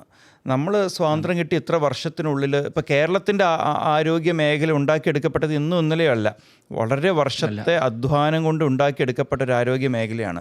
നമ്മളുടെ ഇവിടെ ഒരു ആശുപത്രിയിൽ മരുന്ന് അവൈലബിൾ അല്ലെങ്കിൽ നമ്മളിവിടെ വാർത്തയാണ്. 9 മണിക്ക് വൻ വിഷയമാണ്, ചർച്ചയാണ്, നമ്മൾ കൊന്നുകളയും. വളരെ സജീവമായിട്ട് പ്രവർത്തിക്കുന്ന ഒരു ജനാധിപത്യ വ്യവസ്ഥ കേരളത്തിലുണ്ട്. കേരളത്തിൽ കുത്തഴിഞ്ഞു പോയാൽ ചോദ്യം ചെയ്യപ്പെടുക തന്നെ ചെയ്യും. അത് ഏത് പാർട്ടി ആയാലും ഏത് നേതാവായാലും വോട്ട് ചോദിക്കാൻ വരുമ്പോൾ നമ്മുടെ വീട്ടമ്മമാർ, നമ്മുടെയൊക്കെ അമ്മമാർ മുഖത്ത് നോക്കി ചോദിക്കും എന്താ ഒന്ന് വരുന്നത്, എന്താ അവിടെ എത്താത്തതെന്നുള്ളത്. അപ്പോൾ വളരെ ക്രിയാത്മകമായി പ്രവർത്തിക്കുന്ന ഒരു ജനാധിപത്യം കേരളത്തിലുണ്ട്. കേരളത്തിൽ ഇന്ന് നമ്മൾ സംസാരിച്ചുകൊണ്ടിരിക്കുമ്പോൾ ഇന്ത്യയിൽ ആദ്യമായിട്ടൊരു ജില്ലാശുപത്രിയിൽ ഹൃദയം മാറ്റിവെക്കൽ ശസ്ത്രക്രിയ നടന്നു വിജയകരമായിട്ട് എറണാകുളത്ത് ആണ്, ഒരു ജില്ലാ ആശുപത്രിയിൽ. അപ്പോൾ കേരളത്തിൻ്റെ ആരോഗ്യരംഗത്തെക്കുറിച്ച് ഞാൻ വളരെ അഭിമാനിക്കുന്നുണ്ട്. പക്ഷേ ഒരുപാട് ഇനിയും നമുക്ക് മുന്നോട്ട് പോകാനുണ്ട്. അത് വളരെ കളക്റ്റീവായിട്ടാണ് മുന്നോട്ട് പോകേണ്ടത്. സർക്കാരും ജനങ്ങളും രണ്ടും കൂടെ ചേരുമ്പോഴാണ്. അല്ലാതെ മാറ്റങ്ങളോട് ജനം മുഖം തിരിച്ചിട്ട് കാര്യമില്ല. ജനവും സർക്കാരും മെഡിക്കൽ റെപ്രസെൻറ്റേറ്റീവ്സുമാരും ഫാർമ കമ്പനികളും ഈ ഹോൾ കമ്മ്യൂണിറ്റി ആയിട്ട് വേണം നമുക്ക് ഈ മാറ്റം കൊണ്ടുവരാനായിട്ട്. മാറ്റം എല്ലായിടത്തും വേണം. അതിലൊരു അവബോധം സൃഷ്ടിക്കാനേ ആർട്ടിന് സാധിക്കൂ. എനിക്ക് ഇതിനകത്തൊരു ചർച്ച ഉണ്ടാക്കാനേ സാധിക്കുള്ളൂ. ഞാനൊരു എഴുത്തുകാരനാണ്, ഡോക്ടറല്ല. ഇത് കൂടുതൽ എനിക്ക് പറയാൻ അറിയില്ല. എനിക്ക് കഥ പറയാനേ അറിയുള്ളൂ. ബാക്കി ഇവിടുത്തെ മെഡിക്കൽ സിസ്റ്റത്തിൻ്റെ കൂടെ റെസ്പോൺസിബിലിറ്റിയാണ്. ഒബ്വിയസ്ലി അത് മെഡിക്കൽ സിസ്റ്റം മാത്രമല്ല. ഇപ്പം നമ്മൾ ഇന്ത്യയിൽ എത്തുന്ന ഒരു മെഡിസിൻ, അല്ലെങ്കിൽ ഇന്ത്യയിൽ നിന്നാണ് ഏറ്റവും ക്വാളിറ്റിയുള്ള മെഡിസിനുകൾ USA പോലുള്ള കൺട്രിയിലേക്ക് എക്സ്പോർട്ട് ചെയ്യുന്നത്. പക്ഷേ അതേ കമ്പനി തന്നെ ഇവിടെ ഇറക്കുമ്പോൾ ക്വാളിറ്റി കുറയുന്നുള്ളത് ഇന്ത്യയുടെ പ്രശ്നമാണ് ഞാൻ പറയുന്നത്. എനിക്കിതൊക്കെ പറയുമ്പോൾ ഇത് എത്രത്തോളം എനിക്ക് പേടിയായി ഇങ്ങനെയൊക്കെയുള്ള ടോപ്പിക്കുകൾ പറയാനായിട്ട്. കാര്യം ഇന്ത്യയിൽ കിട്ടുന്ന മരുന്നുകൾ, ഇന്ത്യയിൽ കിട്ടുന്ന ഫുഡ്. ഇപ്പം ഞാൻ കാനഡയിലാണുള്ളത്. ഞാനിത് പലപ്പോഴും പല ഇൻ്റർവ്യൂവിലും പറഞ്ഞിട്ടുണ്ട്. കാനഡയിൽ കിട്ടുന്ന ഒരു പ്രോഡക്റ്റ്, ഒരു ബ്രാൻഡ് എടുത്തു കഴിഞ്ഞാൽ ആ ബ്രാൻഡ് കാനഡയിൽ കിട്ടുന്ന ഇൻഗ്രീഡിയൻസ് ആയിരിക്കില്ല ഇന്ത്യയിൽ കിട്ടുന്നത്. അപ്പോൾ അത് ഇന്ത്യയിലെ പ്രശ്നമാണ്. നമ്മളുടെ ആളുകൾക്ക് നമ്മുടെ ഇന്ത്യയിൽ കിട്ടാത്തതിൻ്റെ പ്രശ്നമാണത്. ഈ ഇപ്പോൾ നിങ്ങൾ ഉദ്ദേശിച്ച കമ്പനികളൊക്കെ തന്നെ നമ്മളിപ്പോൾ കുടിക്കുന്ന സാധനങ്ങൾ അല്ലെങ്കിൽ കഴിക്കുന്ന ചോക്ലേറ്റുകൾ, ഇതൊക്കെ നമ്മൾ വിദേശത്ത് നിന്ന് കഴിക്കുമ്പോഴോ അല്ലെങ്കിൽ ഇവിടുന്ന് കഴിക്കുമ്പോഴോ അല്ലെങ്കിൽ ഒരു മദ്യം വിദേശത്ത് നിന്ന് കഴിക്കുമ്പോഴോ ഇവിടെ കഴിക്കുമ്പോഴോ ഒക്കെ ഉള്ള വ്യത്യാസം നമ്മൾ അങ്ങോട്ടും ഇങ്ങോട്ടും പറയുമല്ലോ. എന്തുകൊണ്ടാണ് കമ്പനികൾ ഇത് ചെയ്യുന്നത്? അവർക്ക് ഇന്ത്യയിൽ ആഫ്രിക്കയിൽ ഇത് വിറ്റ് പോകുമ്പോൾ പ്രശ്നമുണ്ടാവില്ല എന്നുള്ള തോന്നൽ കൊണ്ടല്ലേ. ഈ വലിയ കോർപ്പറേറ്റ് കമ്പനികളുടെ ജയൻസിൻ്റെ നമ്മളീ പറഞ്ഞ മെൻഷൻ ചെയ്യുന്ന ചോക്ലേറ്റുകളും ഡ്രിങ്കുകളൊക്കെ ഉണ്ടാക്കുന്നത് ഇൻ്റർനാഷണൽ ജയൻസ് ആണ്. അവരെന്തുകൊണ്ടാണ് യൂറോപ്പിലൊരു ക്വാളിറ്റി നയവും ഏഷ്യൻ ആഫ്രിക്കൻ രാജ്യങ്ങൾക്ക് വേറെ ക്വാളിറ്റി നയവും ഉണ്ടാക്കുന്നത്? അവരുടെ ആ കോർപ്പറേറ്റുകളുടെ നയത്തിനെ ആണ് ഫാർമയിലടക്കം ക്രിട്ടിസൈസ് ചെയ്യുന്നത്. അല്ലാതെ ആ ചോക്ലേറ്റ് ഇവിടെ വിൽക്കുന്ന പാവർ റെപ്പനെ അല്ല. ഇത് കേട്ടിട്ട് നമ്മൾ ആരെങ്കിലും നാളെ ചോക്ലേറ്റിന് പകരം മറ്റേ പഞ്ചസാരയിൽ തേനൊഴിച്ച് കഴിക്കുന്നില്ലല്ലോ, ചോക്ലേറ്റ് തന്നെയാണല്ലോ കഴിക്കുന്നത്. ആണ്. അതിൽ നമുക്ക് കുഴപ്പമൊന്നുമില്ല. മരുന്നിൻ്റെ കാര്യം വരുമ്പോൾ നമ്മൾ നേരെ മറ്റേ വെളിച്ചെണ്ണയിൽ ഇഞ്ചി ഇടും. നമ്മുടെ ഒരു കുഴപ്പമാണ്. നമ്മൾക്കിപ്പോൾ സെർച്ച് ചെയ്താൽ കിട്ടും ഇന്ത്യയിൽ ബാക്കിയുള്ള രാജ്യങ്ങളിൽ നിരോധിച്ച എന്തൊക്കെ സാധനങ്ങളാണ് ഇന്ത്യയിൽ വളരെ സുലഭമായിട്ട് ലഭിക്കുന്നുള്ളത്. നമ്മൾ ശരിക്കും പറഞ്ഞാൽ ഇത് പറയുമ്പോൾ ചിലപ്പം ആളുകൾ നമ്മളെ തിരിച്ചു കുത്തും. നമ്മൾ അത്രയ്ക്ക് നിലവാരമില്ലാത്ത ക്വാളിറ്റിയിലോടാണ് ഇപ്പോൾ കടന്നു പോകുന്നത്. ഞാനിത് വർഷങ്ങളായിട്ട് പറയാൻ ശ്രമിക്കുകയാണ് കേട്ടോ. എനിക്കിത് സത്യം പറഞ്ഞാൽ ഇത് പറയുമ്പോൾ പലപ്പോഴും സങ്കടമുണ്ട്. നമ്മൾ അത്രത്തോളം നിലവാരം കുറഞ്ഞ ആൾക്കാരാണോ എന്ന്. കാര്യം അത്രയും എല്ലാ മാർക്കറ്റും എല്ലാ കമ്പനികളും ഇന്ത്യയിലേക്ക് ലോഞ്ച് ചെയ്യാനാണ് ശ്രമിക്കുന്നത്. കാര്യം അത്രയ്ക്ക് വലിയൊരു മാർക്കറ്റാണ് ഇന്ത്യ. അത്രയ്ക്ക് പോപ്പുലേഷനുള്ള ഈ മരുന്ന് കമ്പനി ആയാലും ഹോസ്പിറ്റലായാലും എല്ലാ ഫുഡിൻ്റെ ബ്രാൻഡായാലും എല്ലാം ഇന്ത്യയിലേക്ക് എത്തുന്നത്. ഈവൻ വലിയൊരു ഇൻഫ്ലുവൻസർ പോലും ഇന്ത്യയിലേക്ക് വരാൻ ശ്രമിക്കുന്നത് ഇന്ത്യയുടെ പോപ്പുലേഷൻ കൊണ്ടാണ്. അപ്പോൾ അത്രയ്ക്ക് വലിയൊരു മാർക്കറ്റാണ്. പക്ഷെ ആ ഒരു മാർക്കറ്റിലേക്ക് നമുക്ക് വേണ്ട ക്വാളിറ്റിയിൽ എത്തുന്നില്ല എന്നുള്ളത് വളരെ വിഷമമുള്ളൊരു കാര്യമാണ്. ഞാൻ വിശ്വസിക്കുന്നത് പതുക്കെ മാറ്റം വരുമെന്ന് തന്നെയാണ് കേട്ടോ. കാരണം ഒരു വലിയ മാർക്കറ്റ്, കൺസ്യൂമർ മാർക്കറ്റ്, ഗ്ലോബൽ പൊളിറ്റിക്സിൽ മാറി മറിഞ്ഞ് ഇന്ത്യ ഒരു പവറായി മാറുമ്പോൾ അതിന് ഭാവിയിൽ മാറ്റം വരുന്നൊക്കെയുള്ളൊരു ശുഭാപ്തി വിശ്വാസക്കാരനാണ് ഞാൻ.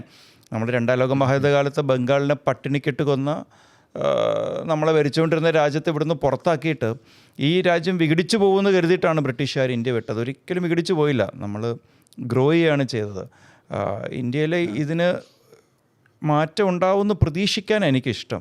നമ്മൾ അങ്ങനെ അല്ലാതെ എങ്ങനെ മുന്നോട്ട് പോകും? നമുക്ക് മാറ്റം ഉണ്ടാവുമെന്ന് തന്നെ പ്രതീക്ഷിക്കാം. മാറ്റം ഉണ്ടാവുമെന്ന് പ്രതീക്ഷിച്ചുകൊണ്ട് മാറ്റത്തിനായിട്ട് ശ്രമിക്കാം. ഓരോരുത്തർ അവരവരുടെ മേഖലയിൽ, സർക്കാരിൻ്റെ രീതിയിൽ, മറ്റ് NGOs അവരുടെ രീതിയിൽ, ഡോക്ടർമാരുടെ രീതിയിൽ, എഴുത്തുകാരുടെ രീതിയിൽ അതിനുവേണ്ടി ശ്രമിക്കുക. ആ ഒരു മാറ്റത്തിന് വേണ്ടി കാത്തിരിക്കുന്നൊരു വ്യക്തിയാണ് ഞാൻ എപ്പോഴും കോട്ട് ചെയ്യുന്ന ഒന്നുണ്ട്, അരുന്ധതി റോയുടെ ഒരു ഇൻ്റർവ്യൂവിലെ വാചകം, നമ്മൾ കാതോർത്താൽ ദൂരെ എവിടെയോ മാറ്റത്തിൻ്റെ ഒരു സൂര്യോദയത്തിൻ്റെ റേ ഓഫ് ലൈറ്റ്. ഓക്കെ, ഞാൻ ചോദിക്കാൻ വിട്ടുപോയത് തെറ്റാണെങ്കിൽ ക്ഷമിക്കണം. എനിക്ക് ശ്രീനിവാസൻ സാറിനെ വീണ്ടും ഓർക്കുകയാണ്. അവിവേകമാണെങ്കിൽ തെറ്റാണെങ്കിൽ, അവിവേകമാണെങ്കിൽ പൊറുക്കണമില്ല. അവിവേകം ഞാൻ പൊറുക്കാറില്ല. എന്നാലും ഞാൻ ചോദിക്കുകയാണ്, ബാക്കിയുള്ള ക്രൂ മെമ്പേഴ്സുമായിട്ടുള്ള എക്സ്പീരിയൻസ് എങ്ങനെയായിരുന്നു? അയ്യോ, ഇറ്റ് ഈസ് റിയലി ഗുഡ്. എൻ്റെ direction team, chief associate Sagar, associate Rima, എൻ്റെ കൂടെ ഡയറക്ഷൻ ടീമിൽ എൻ്റെ അവസാനം വരെ എൻ്റെ കൂടെ ഉണ്ടായിരുന്ന ഉണ്ണി, അഖിൽ, അവർ ഈ പ്രീമിയർ ദിവസം വരെ എൻ്റെ കൂടെ എത്രയോ കാലമായിട്ട്, വർഷമായിട്ടുണ്ട്. ഞാൻ പറഞ്ഞില്ല, ഡോക്ടർ അർജുൻ, ഒരു ഉഗ്രൻ ടീമായിരുന്നു എൻ്റെ ഡയറക്ഷൻ ടീം. എൻ്റെ ക്യാമറ ചെയ്തത് അഭിനന്ദൻ രാമാനുജം, അബിൻ്റെ അകത്തുള്ള പഞ്ചാബ് സീക്വൻസസ്, ഡൽഹി സീക്വൻസസ്, എല്ലാം അബി തന്ന കോൺട്രിബ്യൂഷൻസ് വളരെ വലുതാണ്. ഇതിന് മ്യൂസിക് ചെയ്തത് അബ്ജാക്ഷാണ്. വളരെ നന്നായിട്ട് കണ്ട എല്ലാവരും അതിനെ അഭിനന്ദിക്കുന്നുണ്ട്. അബ്ജാക്ഷൻ്റെ മ്യൂസിക് എല്ലാവർക്കും ഇഷ്ടപ്പെട്ടു, അബ്ജാക്ഷൻ്റെ background score. So and editor Sreejith Sarang, all the major technicians, എല്ലാവരുടെയും വലിയ ടീം വർക്ക് ഇതിൻ്റെ പിറകിലുണ്ട്. എൻ്റെ സൗണ്ട് ഡിസൈൻ ചെയ്ത ശ്രീജിത്ത് ശ്രീനിവാസൻ, മിക്സിങ് ചെയ്ത വിപിൻ, ഇവരൊക്കെ എനിക്ക് വളരെ പ്രിയപ്പെട്ടവരുമാണ്. സീസൺ 2 ഒരു അനൗൺസ്മെൻറ്റ് ചെറുതായിട്ട് കൊടുത്തിട്ടുണ്ട്. സോ എന്താണ് അതിൻ്റെ പ്ലാനുകൾ? എവിടം വരെ ആയി സീസൺ 2? ഞാൻ കൂടുതലൊന്നും പുറത്തു പറയാനുള്ള സമയം ആയിട്ടില്ല എന്ന് തോന്നുന്നു. It should happen. കുറേ കൂടെ പേഴ്സണലായ, കുറേ കൂടെ ഫാർമ രംഗവുമായി അടുത്ത് നിൽക്കുന്നവരുടെ കഥകൾ പറയാൻ പറ്റുമെന്ന് പ്രതീക്ഷിക്കുന്നു. എപ്പോഴത്തേക്ക് പ്രതീക്ഷിക്കാം? ഒരു വ്യൂവർ എന്ന രീതി ചോദിക്കുകയാണ്. ഇപ്പോൾ ഈ ഫാർമ പ്രതീക്ഷിച്ച് കുറച്ച് സമയം എടുത്തല്ലോ, അപ്പോൾ സ്വാഭാവികമായിട്ട് അതിൻ്റേതായ ഒരു സമയമെടുക്കും. എല്ലാത്തിനും അതിൻ്റേതായ സമയമുണ്ട് ദാസ. അരുണിനോട് സംസാരിച്ച് തുടങ്ങിയപ്പോൾ ആദ്യമേ ചോദിക്കണമായിരുന്നെങ്കിലും, പക്ഷെ ആദ്യം ചോദിച്ച അത്ര രസമുള്ളൊരു മേഖല അല്ലാത്തതുകൊണ്ട് അവസാനം ചോദിക്കാനായിട്ട് മാറ്റി വെച്ചതായിരുന്നു. ഈ നാടകം വേഴ്സസ് സിനിമ എന്താണ് വ്യത്യാസം? രണ്ട് മീഡിയം തന്നെയാണ്. രണ്ട് കലാരൂപമാണ്. രണ്ടിനും തിരക്കഥ ഉണ്ട്, അല്ലെങ്കിൽ സംഭാഷണമുണ്ട്, സംവിധാനമുണ്ട്, അഭിനയമുണ്ടെന്നല്ലാതെ രണ്ട് മീഡിയമാണ്. ലോകത്തിലെ ഏറ്റവും പഴക്കമുള്ള, ലോകത്തിലെ ഏറ്റവും വലിയ കലാരൂപം നാടകമാണെന്ന് ഞാൻ ആത്മാർത്ഥമായിട്ട് വിശ്വസിക്കുന്നു. നാടകത്തിൽ നമ്മൾ ചർച്ച ചെയ്യുന്നത് ലോകത്തിൽ ഇന്നും നിലനിന്ന് പോകുന്ന 1500 വർഷം പഴക്കമുള്ള കൂടിയാട്ടം ഇവിടെയുണ്ട്, സാൻസ്ക്രിറ്റ് തിയേറ്റർ ട്രഡീഷനായിട്ട്. ഗ്രീക്ക് നാടകങ്ങളൊക്കെ 2000 വർഷം കഴിഞ്ഞിട്ട് ഇന്നും നമ്മളിപ്പോൾ നോക്കിയാൽ കേരളത്തിൽ എവിടെയെങ്കിലും അവതരിപ്പിക്കപ്പെടുന്നുണ്ടാവും. നമ്മൾ ആലോചിച്ച് നോക്കുക ഏത് ആർട്ട് ഫോമാണ് ഇത്രയും കാലം കഴിഞ്ഞും നിലനിൽക്കുന്നതെന്നുള്ളത്. അന്ന് എഴുതി വെച്ച സ്ക്രിപ്റ്റുകൾ ഇന്നും ചർച്ച ചെയ്യുന്നു, ഇന്നും സ്റ്റേജ് ചെയ്യുന്നു, ഇന്നും അഡാപ്റ്റ് ചെയ്യുന്നു. നാടകം ഈ ലോകത്ത് എല്ലാ കാലത്തും ഉണ്ട്, ഇനിയുണ്ട്, എല്ലാ കാലത്തും ഉണ്ടാവും. മറ്റെല്ലാം വന്നു പോയാലും.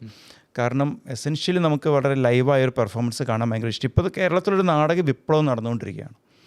എറണാകുളത്ത് ഇപ്പോൾ കഴിഞ്ഞ മാസം 5 or 6 തിയേറ്റർ പ്രൊഡക്ഷൻസ് തന്നെ നടന്നു. എല്ലാം ഹൗസ്ഫുള്ളാണ്, എല്ലാം ജനം കാണാൻ വരുന്നുണ്ട്. ഈ ഒരു ഡിജിറ്റലി നമുക്ക് മൊബൈൽ നോക്കാതിരിക്കാൻ പറ്റില്ലല്ലോ 5 മിനിറ്റ് കൂടുമ്പോൾ. അപ്പോൾ മൊബൈലിൽ അത്രയും അഡിക്റ്റഡായി ഡിജിറ്റൽ പേഴ്സണാലിറ്റീസ് കൂടുതൽ സംസാരിച്ചു തുടങ്ങുന്ന കാലത്ത് റിയൽ ആയിട്ടുള്ളൊരു പെർഫോമൻസ് കാണാൻ ആളുകൾ കൊതിക്കുന്നുണ്ട്. ഇപ്പോൾ ആളുകൾ കൂടുതലായി നാടകത്തിലേക്ക് വരുന്നുണ്ട്. ഇപ്പോൾ നമ്മൾ മാറ്റത്തിൻ്റെ കാര്യം പറഞ്ഞല്ലോ. കേരളത്തിൽ ഒരു കുഷ്ഠരോഗ ആശുപത്രി തുടങ്ങുന്നതിൽ നിർണായകമായ പങ്ക് വഹിച്ചൊരു നാടകമാണ് തോപ്പിൽ ഭാസിയുടെ അശ്വമേധം. അതിൻ്റെ അകത്തൊരു ഒരു ക്യാരക്ടർ രോഗം ഒരു കുറ്റമാണോ ഡോക്ടർ എന്ന് ചോദിക്കുന്നുണ്ട്. കാരണം അതുവരെ ലെപ്രസി പേഷ്യൻസിനെ ഒരു അസൈലത്തിൽ ഇടുകയാണ് ചെയ്തിരുന്നത്. അവർക്ക് വേണ്ടിയുള്ള ആശുപത്രി വരുന്നതിലൊക്കെ ആ നാടകം വലിയ പങ്ക് വഹിച്ചിട്ടുണ്ട്. കേരളത്തിലൊരു സർക്കാരിനെ, ആദ്യത്തെ തെരഞ്ഞെടുപ്പിലൊരു സർക്കാരിനെ ഉണ്ടാക്കുന്നതിൽ നാടകം വലിയൊരു പങ്ക് വഹിച്ചിട്ടുണ്ട്. നിങ്ങളെന്നെ കമ്മ്യൂണിസ്റ്റാക്കി എന്ന നാടകം. അപ്പോൾ ഒരു പൊളിറ്റിക്കലി എങ്ങനെ ഒരു ആർട്ട് വർക്കിന് ഒരു സൊസൈറ്റിയിൽ ഇടപെടാം എന്നുള്ളതിൻ്റെ തെളിവായിട്ട് കേരള സമൂഹത്തിൽ നാടകമുണ്ട്. ഗ്ലോബലി ഓൾസോ നാടകം ഇന്ന് നമ്മൾ സംസാരിച്ചുകൊണ്ടിരിക്കുമ്പോൾ ബ്രോഡ്വേയിൽ കിയാനു റീവ്സ് അഭിനയിച്ച നാടകം ഇന്ന് അവിടെ ന്യൂയോർക്ക് ബ്രോഡ്വേയിലുണ്ട്. ലണ്ടനിൽ തിയേറ്റർ ഇന്നും ഹൗസ്ഫുള്ളായിരിക്കും. രംഗശങ്കരയിൽ ഇന്നും നാടകം ഹൗസ്ഫുള്ളായിരിക്കും. നമ്മൾ സംസാരിച്ചുകൊണ്ടിരിക്കുമ്പോൾ ഈ ലോകത്ത് ഷേക്സ്പിയറും ഇബ്സനും എല്ലാം അഡാപ്റ്റ് ചെയ്യപ്പെടുന്നുണ്ട്, സ്റ്റേജ് ചെയ്യപ്പെടുന്നുണ്ട്. എവിടെയോ ഒരു സ്ഥലത്ത് ഇപ്പോൾ റിഹേഴ്സൽ നടക്കുന്നുണ്ട്, ഹൗസ്ഫുൾ ഷോസ് നടക്കുന്നുണ്ട്. So theatre is more a spiritual journey, more an inward journey, more a direct journey and a political space. Cinema അതുപോലെ ഗ്രോ ചെയ്യുന്നു അതിൻ്റെ പുതിയ ടെക്നോളജികളായിട്ടും ഒക്കെ ആയിട്ടും. സോ രണ്ടും കമ്പയർ ചെയ്യാൻ പറ്റില്ല. രണ്ടും മീഡിയമാണ്, രണ്ടും പ്രിയപ്പെട്ട മീഡിയമാണ് എനിക്കും. അരുണിന് ഏറ്റവും ഇഷ്ടപ്പെട്ട 3 വെബ് സീരീസുകൾ ഏതാണ്? ഭയങ്കര ചോദ്യമായിപ്പോയി കേട്ടോ. ബ്രേക്കിംഗ് ബാഡും ബെറ്റർ കോൾ സോളും അത് ഒരുമിച്ച് ഞാൻ പറയുകയാണ്, സെയിം യൂണിവേഴ്സ് ആയതുകൊണ്ട്. പിന്നെ ഒന്ന് വെസ്റ്റ് വേൾഡ്, എനിക്ക് ഭയങ്കര ഇഷ്ടപ്പെട്ടൊരു വെബ് സീരീസാണ്. ജൊനാഥൻ നോളൻ എഴുതിയതാണത്, ബ്രില്യൻറ്റ്. പിന്നെ ഒരുപാട് വെബ് സീരീസുകളുടെ ഫാനാണ് ഞാൻ. എനിക്ക് മിസ്റ്റർ റോബോട്ട് ഭയങ്കര ഇഷ്ടപ്പെട്ടൊരു വെബ് സീരീസാണ്. പിന്നെ ഇപ്പോൾ സെവറൻസ്, ആപ്പിൾ ടി വിയിലെ സെവറൻസ്, എൻ്റെ മൈ ഗുഡ്നസ്, മൈൻഡ് ബ്ലോയിങ്, ഭയങ്കര എഴുത്ത്, ഭയങ്കര മേക്കിംഗ്. സെവറൻസ് മസ്റ്റ് വാച്ച് ആണ് കേട്ടോ. ഞാനൊരു ഗെയിം ഓഫ് ത്രോൺ ഫാൻസാണ്. ഗെയിം ഓഫ് ത്രോൺസ് ഇഷ്ടമാണോ? ഗെയിം ഓഫ് ത്രോൺസ് ഇഷ്ടമാണ്. മൈ ടോപ്പ് 10 ഉറപ്പായിട്ട് ഗെയിം ഓഫ് ത്രോൺസ് ഉണ്ട്. ഞാൻ ഇപ്പോഴും ആ ഉത്തരത്തിന് വേണ്ടി ഇങ്ങനെ കാത്തിരുന്ന. ഞാൻ ഭയങ്കര ഗെയിം ഓഫ് ത്രോൺ ഫാനാണ്. എൻ്റെ ആ ക്ലൈമാക്സ് ഒഴിച്ചു കഴിഞ്ഞാൽ എനിക്ക് ആ ഗെയിം ഓഫ് ത്രോൺ ഞാൻ എന്തുകൊണ്ട് അതുകൊണ്ട് ആ ക്ലൈമാക്സ് ഒഴിച്ചത് കൊണ്ടാണ് ഞാനിപ്പോൾ ഈ പറഞ്ഞ സീരീസുകൾ ആദ്യ എപ്പിസോഡ് മുതൽ അവസാനത്തെ ഷോട്ട് വരെ നമുക്ക് ഒരേ സാറ്റിസ്ഫാക്ഷൻ തരുന്ന മേക്കിംഗ് ആണ്. Game of Thrones definitely top 10 Severance കാണുക കേട്ടോ. ഓക്കെ, ഏറ്റവും ഇഷ്ടപ്പെട്ട മലയാള സിനിമകൾ. ഞാൻ കഴിഞ്ഞ ഇൻ്റർവ്യൂവിൽ ജിതിൻ ചേട്ടനോട് ചോദിച്ച ചോദ്യമാണ്, ഇതാണ് മലയാള സിനിമ എന്ന് പറഞ്ഞ് നമുക്ക് മലയാളി അല്ലാത്തൊരു വ്യക്തിയെ കാണിക്കാൻ പറ്റുന്ന ഒരു 3 സിനിമകൾ ഏതൊക്കെയായിരിക്കും? വലിയ പാടാണ്. 3ലേക്ക് ഒരു നമ്പർ എത്തിക്കുക എന്ന് പറഞ്ഞാൽ ഭയങ്കര പാടാണ് കേട്ടോ. ഞാൻ ഒരു ഭയങ്കര കെ ജി ജോർജ് ഫാനാണ്. ആദാമിൻ്റെ വാര്യയിൽ മലയാളത്തിലെ ഏറ്റവും മികച്ച സിനിമകളൊന്നായിട്ട് ഞാൻ കണക്കാക്കുന്നുണ്ട്. ചിദംബരം മലയാളത്തിലെ ഏറ്റവും ഇഷ്ടപ്പെട്ടൊരു സിനിമയാണ്. പിന്നെ ഈ കാലഘട്ടം എനിക്ക് ഭയങ്കര പാടാട്ടോ ഈ ചോദ്യം. തൊണ്ടുമുതലും ദൃക്സാക്ഷി എനിക്ക് വളരെ ഇഷ്ടപ്പെട്ട സിനിമയാണ്. ചോദ്യത്തിൽ 2 ചോദ്യമുണ്ട്. ഒന്ന് ഇഷ്ടപ്പെട്ട സിനിമ, ഒന്ന് മറ്റുള്ളവർക്ക് മലയാള സിനിമ എന്ന് പറഞ്ഞാൽ കാണിക്കാനുള്ളത്. രണ്ടും ഭയങ്കര കോൺഫ്ലിക്റ്റ് ഉള്ള. ഇപ്പോൾ പൊന്മുട്ടയിടുന്ന താറാവ് എനിക്ക് ഭയങ്കര ഇഷ്ടപ്പെട്ട സിനിമയാണ്. നമ്മൾ മലയാള സിനിമ എന്ന് പറഞ്ഞ് കാണിക്കാവുന്നൊരു സിനിമയാണ്. സുഡാനി ഫ്രം നൈജീരിയ എനിക്ക് ഭയങ്കര ഇഷ്ടപ്പെട്ട സിനിമ. ഒരുപാട് സിനിമ ഉണ്ടെന്ന്. അയ്യോ, സിനിമ പറയാൻ തുടങ്ങിയാൽ നിർത്താൻ പറ്റില്ല, അത്രയ്ക്ക് സിനിമകൾ പറയാനുണ്ട്. അയ്യോ, ഒരുപാട് സിനിമ. അതിലൊരു പ്രശ്നം എന്ന് പറഞ്ഞാൽ ഇപ്പം എല്ലാം ഈ ഷോർട്ട് ഫോർമാറ്റ് കണ്ടന്റുകളാണല്ലോ ആവശ്യം. സോ അതിലൊരു ബുദ്ധിമുട്ടാണ്. ഒരു 10-20 സിനിമ എന്നൊക്കെ പറഞ്ഞാൽ തന്നെ നമ്മൾ ആലോചിച്ച് കുറച്ച് സമയം കിട്ടിയത്. മേക്കേഴ്സിന് എനിക്ക് ഇപ്പോൾ K G George, Padmarajan, Bharathan, ഇവരൊക്കെ എൻ്റെ ഏറ്റവും വളരെ അരവിന്ദൻ, ദിലീഷ് പോത്തൻ ഒക്കെ വളരെ പ്രിയപ്പെട്ട സംവിധായകരാണ്. അങ്ങനെ ഫേവറേറ്റ് ഉള്ള ഡയറക്ടറിൽ നിന്നും ഒരാളെ സോർട്ട് ഔട്ട് ചെയ്യാൻ പറഞ്ഞാൽ പറ്റുമോ? Who is your favourite director എന്ന് പറഞ്ഞാൽ? ഇല്ല. അങ്ങനെ ഒരു ഡയറക്ടറോട് മാത്രമായിട്ടും ഇല്ല, ഒരു ഡയറക്ടർ മാത്രമായിട്ട് സ്വാധീനിച്ചിട്ടും ഇല്ല. ഭയങ്കര പാടാ പറയാൻ. ഓക്കെ. ഇപ്പോൾ പിറവി എന്നുള്ള സിനിമ അത്രയേറെ ഇഷ്ടമാണ്. പക്ഷേ എനിക്ക് വേറെ സിനിമകൾ ഇഷ്ടം. എനിക്ക് അങ്ങനെ ഒരെണ്ണം മാത്രമേ പിക്ക് ചെയ്യാൻ ഭയങ്കര പാടാണ്. തിയേറ്റർ പഠനം എങ്ങനെ സ്വാധീനിച്ചു ഒരു ഡയറക്ടർ എന്ന രീതിയിൽ? ഒരു സിനിമ എടുക്കാൻ പോകുന്ന ഒരു ഡയറക്ടറിന് അല്ലെങ്കിൽ ഒരു ആക്ടറിന് തീർച്ചയായിട്ടും തിയേറ്റർ പഠനം ആവശ്യമുണ്ടോ? അയ്യോ, തീർച്ചയായിട്ടും തിയേറ്റർ പഠനം ആവശ്യമൊന്നുമില്ല സിനിമയ്ക്ക്. ഇല്ല. പക്ഷേ തിയേറ്റർ പഠനം കൊണ്ട് കിട്ടുന്ന ചില സ്കിൽ സെറ്റുകളുണ്ട്. നമ്മളൊരു ആക്ടർ വർക്ക് ചെയ്യിക്കുക എന്നുള്ളൊരു കാര്യത്തിൽ ഒരു ആക്ടറെ ക്യാരക്ടർ പറഞ്ഞ് മനസ്സിലാക്കി ഒരു ക്യാരക്ടർ ആർക്ക് ബിൽഡ് ചെയ്തൊരു ആക്ടറെ കൊണ്ട് പെർഫോം ചെയ്യിക്കുന്നതിൽ ഡെഫിനറ്റ്ലി തിയേറ്റർ എക്സ്പീരിയൻസ് എന്നെ ഒരുപാട് ഹെൽപ്പ് ചെയ്തിട്ടുണ്ട്. മലയാള സിനിമ, അതായത് മലയാള സിനിമ ഇൻഡസ്ട്രി വെബ് സീരീസ് എന്ന് പറയുന്ന ഒരു മേഖലയിലേക്ക് പിച്ച് ചെയ്തേ ഉള്ളൂ. അതായത് ഇപ്പോൾ ഒരു സീഡ് എന്ന ഫോർമാറ്റിലാണ്, ബിഗിനിങ് സ്റ്റേജിലാണെന്ന് പറഞ്ഞു ഒരു ഇൻ്റർവ്യൂവിൽ. അതെ, ശരിക്കും നമുക്ക് മലയാള സിനിമ ഇൻഡസ്ട്രിക്ക് ഇനിയും കുറേ മുന്നോട്ട് വെബ് സീരീസുകളിൽ പോകാനുണ്ടോ? അയ്യോ, വെബ് സീരീസുകളുടെ ഒരു വിപ്ലവം വരാൻ പോകുന്നേ ഉള്ളൂ. ഇത് പല ഫോർമാറ്റിലുള്ള വെബ് സീരീസുകൾ ഇനി വരാൻ പോകുന്നു. ഒരുപാട് വലിയ വമ്പൻ കഥകൾ പ്രോജക്റ്റുകളൊക്കെ അണിയറയിൽ ഒരുങ്ങുന്നുണ്ട്. സോ ഞാൻ വിശ്വസിക്കുന്ന ലോങ് ഫോർമാറ്റ് സ്റ്റോറി ടെല്ലിംഗ് അതിൻ്റെ യഥാർത്ഥ പൊട്ടൻഷ്യലിലേക്ക് വരാൻ പോകുന്നേ ഉള്ളൂ. ഒരു പ്രേക്ഷകൻ എന്ന രീതിയിൽ ഈ മലയാള സിനിമ ഇൻഡസ്ട്രി ഭയങ്കര അഭിമാനത്തോടെ നോക്കി കാണുകയാണ് ഇപ്പം ഞാൻ. നമുക്ക് കിട്ടുന്നൊരു അപ്രിസിയേഷൻ, മലയാള സിനിമയ്ക്ക് കിട്ടുന്ന അപ്രിസിയേഷൻ നിങ്ങളുടെ സൈഡിലല്ല, ഒരു പ്രേക്ഷകൻ എന്ന രീതിയിൽ നമുക്കൊരു ഗൂസ്പം ഉണ്ടല്ലോ നമ്മളുടെ മലയാള സിനിമയാണെന്ന് പറയുമ്പോൾ. അപ്പം അതുപോലെ ഇൻ ഫ്യൂച്ചറിൽ വെബ് സീരീസുകളുടെ മേഖലയിൽ നമുക്കത് കിട്ടാൻ സാധ്യതയുണ്ട്. ഉറപ്പായിട്ടുണ്ട്. അതിഗംഭീര വെബ് സീരീസുകൾ അണിയറയിൽ ചർച്ചകൾ നടക്കുന്നുണ്ട്, പ്രീ പ്രൊഡക്ഷൻ നടക്കുന്നുണ്ട്, പ്രൊഡക്ഷൻ നടക്കുന്നുണ്ട്. So really exciting times ahead. അത്രയേ ഉള്ളൂ. അരുൺ, നമ്മളുടെ കൂടെ ഇത്ര നേരം സംസാരിച്ചതിനപ്പുറം ഒരു കംഫർട്ടബിൾ പൊസിഷൻ എനിക്ക് തന്നതിന്, വളരെ സ്വാതന്ത്ര്യത്തോടെ സംസാരിക്കാനൊരു അവസരം തന്നതിന് ഭയങ്കര ഇഷ്ടപ്പെട്ടു എനിക്ക് ഈ സംസാരം അരുണുമായിട്ടുള്ളത്. എനിക്ക് ഭയങ്കര ഇഷ്ടപ്പെട്ടു. വളരെ കാഷ്വലായി സംസാരിക്കാൻ പറ്റി. എനിക്ക് ഒന്നാമത് ഇങ്ങനെ ചാരി ഇരുന്ന് സമാധാനത്തിൽ ഇരുന്ന് സംസാരിക്കാൻ പറ്റി. And great questions. Thank you so much for calling me. Thank you. ഞാൻ അത്ര വലിയ ഇൻ്റർവ്യൂർ ഒന്നും അല്ല കേട്ടോ. കാര്യം എൻ്റെ പല ഇൻ്റർവ്യൂവിലും കമൻറ്റുകൾ ഞാൻ ഡിലീറ്റ് ചെയ്തിട്ടുണ്ട്. ഞാൻ തുടങ്ങിയിട്ടുള്ളൂ, എൻ്റെ ഒരു ഇനിഷ്യൽ സ്റ്റേജ് ആണ്. അപ്പോൾ അതിൽ ആളുകൾ വന്ന് ഇടുന്ന ക്വസ്റ്റ്യനുകൾ ഞാൻ ഡിലീറ്റ്, കാര്യം ഈ വന്നിരിക്കുന്ന ഗസ്റ്റ് ഇത് കാണുമെന്ന് വിചാരിച്ച് ഞാൻ ഡിലീറ്റ് ചെയ്ത ക്വസ്റ്റ്യൻ ഉണ്ട്. അപ്പോൾ ഞാൻ വളരെ തുടക്ക സ്റ്റേജാണ്. കമൻറ്റ് ഡിലീറ്റ് ചെയ്യുന്നതിനെക്കുറിച്ച് നിങ്ങൾ വിഷമിക്കുക വേണ്ട. ഇവിടുത്തെ എല്ലാ ലെജൻഡുകൾ വരെ കമൻറ്റുകൾ ഡിലീറ്റ് ചെയ്യാൻ വേണ്ടി അവർക്ക് ടീമുകൾ വരെ ഉണ്ട്. എല്ലാവർക്കും ചിത്രം വലിയ ആളുകൾക്ക് അതിനായിട്ട് ആളുണ്ടെന്ന് മാത്രം, അവർ അതിനായിട്ട് അപ്പോയിൻ്റ് ചെയ്ത ആളുകളുണ്ട്. അതുകൊണ്ട് അവരുടെ താഴെയുള്ള കമൻ്റ് എല്ലാം പോസിറ്റീവേ വരുള്ളൂ. എല്ലാവർക്കും ചീത്ത കേൾക്കും. ഈ നാട്ടിലുള്ള ആളുകൾക്കൊന്നും ഒരു പണിയില്ല, അവരിരുന്ന് ചീത്ത വിളിക്കും. നിങ്ങൾ നടിമാരുടെ കമൻറ്റുകൾ ബോക്സ് പോയിട്ടുണ്ടോ? മലയാളി എന്താണെന്ന് അറിയാൻ അത് നോക്കിയാൽ മതി. അവിടെ ചീത്തവിളി കേൾക്കുന്ന മൈൻഡ് ചെയ്യണ്ട. 100% ലിറ്ററസി എന്ന് കേരളക്കാരെ പറയുമ്പോഴും ഈ ചില വീഡിയോകളിൽ വരുന്ന കമൻറ്റ് സെക്ഷൻ കണ്ടു കഴിഞ്ഞാൽ നമുക്ക് മനസ്സിലാവും ആളുകളുടെ ഉള്ളിലുള്ള ടോക്സിസിറ്റി. മലയാളിയാണെന്നുള്ളൊരു നാണക്കേട് തോന്നുന്ന സന്ദർഭങ്ങളൊന്നും ഈ സ്ത്രീ വിഷയത്തിലാണ്. അതിന് താഴെ വരുന്ന കമൻറ്റ്, ചീത്തവിളി, അതിൽ നമുക്ക് ആകെ നാണക്കേട് അടിച്ചു പോകും. അയ്യോന്ന്. മറ്റ് സ്റ്റേറ്റുകാരോട് നമ്മൾ പൊളിറ്റിക്സിൻ്റെ കാര്യത്തിൽ ഇപ്പോൾ ജ്യോതിബുസിനെ കുറിച്ച് ഇവിടെ പ്രബന്ധം എഴുതും നമ്മൾ ജംഗ്ഷനിൽ പോയാൽ. അത് മറ്റ് സ്റ്റേറ്റുകാർക്ക് അറിയ പോലും ഇല്ല പുള്ളി ആരാന്ന്. അത്തരത്തിലൊക്കെ നമ്മൾ ഭയങ്കര ടോപ്പാണ്. പക്ഷേ ഈ വിഷയത്തിലുണ്ടല്ലോ, ബസ്സിൽ 2 ഡോറിലൂടെ കയറുന്ന സംസ്ഥാനം എന്ന് ആലോചിക്കണം കേട്ടോ. വേറെ എവിടേക്കാ അതുള്ളത്? ഒരുമിച്ച് കയറില്ല, ഒരുമിച്ച് ഇറങ്ങില്ല. എന്തെങ്കിലും പ്രശ്നമുണ്ടോ? ഇവിടെയാണ് ഈ അല്ല, ഈ പുതിയ ജനറേഷനിൽ ഇത് മാറും കേട്ടോ എന്നാണ് എൻ്റെ വിശ്വാസം. എൻ്റെ ഉള്ളിലുള്ള വിശ്വാസം അതാണ്. ഈ പുതിയ ജനറേഷനിൽ, കാര്യം 90s നമ്മളെപ്പോലുള്ളവരൊക്കെ അതിൻ്റെ ഒരു സ്റ്റാർട്ടിങ് സ്റ്റേജ് ആയിരുന്നു. അടുത്ത ജനറേഷനിൽ ഇത് പൂർണ്ണമായിട്ട് മാറും വിശ്വാസമുണ്ട്. ആകെ ഉള്ളത് ഈ പുതിയ ജനറേഷന് മലയാളം എന്നുള്ളൊരു സാധനം ഇല്ല കേട്ടോ. ഇവിടെ ജാപ്പനീസ് സിനിമ ഹൗസ്ഫുള്ളായിട്ട് ഓടുമ്പോഴും തൊട്ടപ്പുറത്ത് മലയാള സിനിമയ്ക്ക് ആളില്ലാതിരിക്കും. പുതിയ പിള്ളേർക്ക് മലയാള സിനിമ കാണണ്ട, അറിഞ്ഞൂടാ മലയാള സിനിമ. ഇപ്പോൾ 10ാം ക്ലാസ് പഠിക്കുന്ന പിള്ളേരൊക്കെ ഉണ്ടല്ലോ, മലയാള സിനിമ കാണില്ല. ഞാൻ ഈ ക്ലാസ് എടുക്കാൻ പോകുമ്പോൾ ആദ്യം ചോദിക്കുന്ന മലയാള സിനിമ കണ്ടവർ എത്ര പേരുണ്ടെന്നൊക്കെയാണ്. ഒരാളൊക്കെ കൈവെക്കും. അത് അച്ഛനമ്മയും നിർബന്ധിച്ച് കൊണ്ടുപോയതാണ്. അച്ഛനമ്മയും നിർബന്ധിച്ചിട്ട് പിള്ളേരെ സിനിമയ്ക്ക് കൊണ്ടുപോകുന്ന കാലമാണ്. മറ്റേ വീട്ടിൽ നിന്ന് നമ്മൾ അച്ഛനമ്മയോടല്ലേ നിർബന്ധിക്കുക കൊണ്ടുപോകണം. അപ്പോൾ മലയാള സിനിമ പ്രതിസന്ധിയിലാണ് 10 കൊല്ലം കഴിഞ്ഞ്. എന്തൊക്കെ പറഞ്ഞാലും മലയാള സിനിമ അടുത്ത പീക്കിലാണ്. അതൊരു പ്രേക്ഷകൻ എന്ന രീതിയിൽ നമ്മൾ ഭയങ്കരമായിട്ട് ആസ്വദിക്കുന്നുണ്ട്. സത്യം. ഞാൻ ഭയങ്കര ഹാപ്പിയാണ്. I M so grateful talking with you. Thank you so much Arun. Thank you so much. Thank you. 9:20 ഞാൻ പോട്ടെ.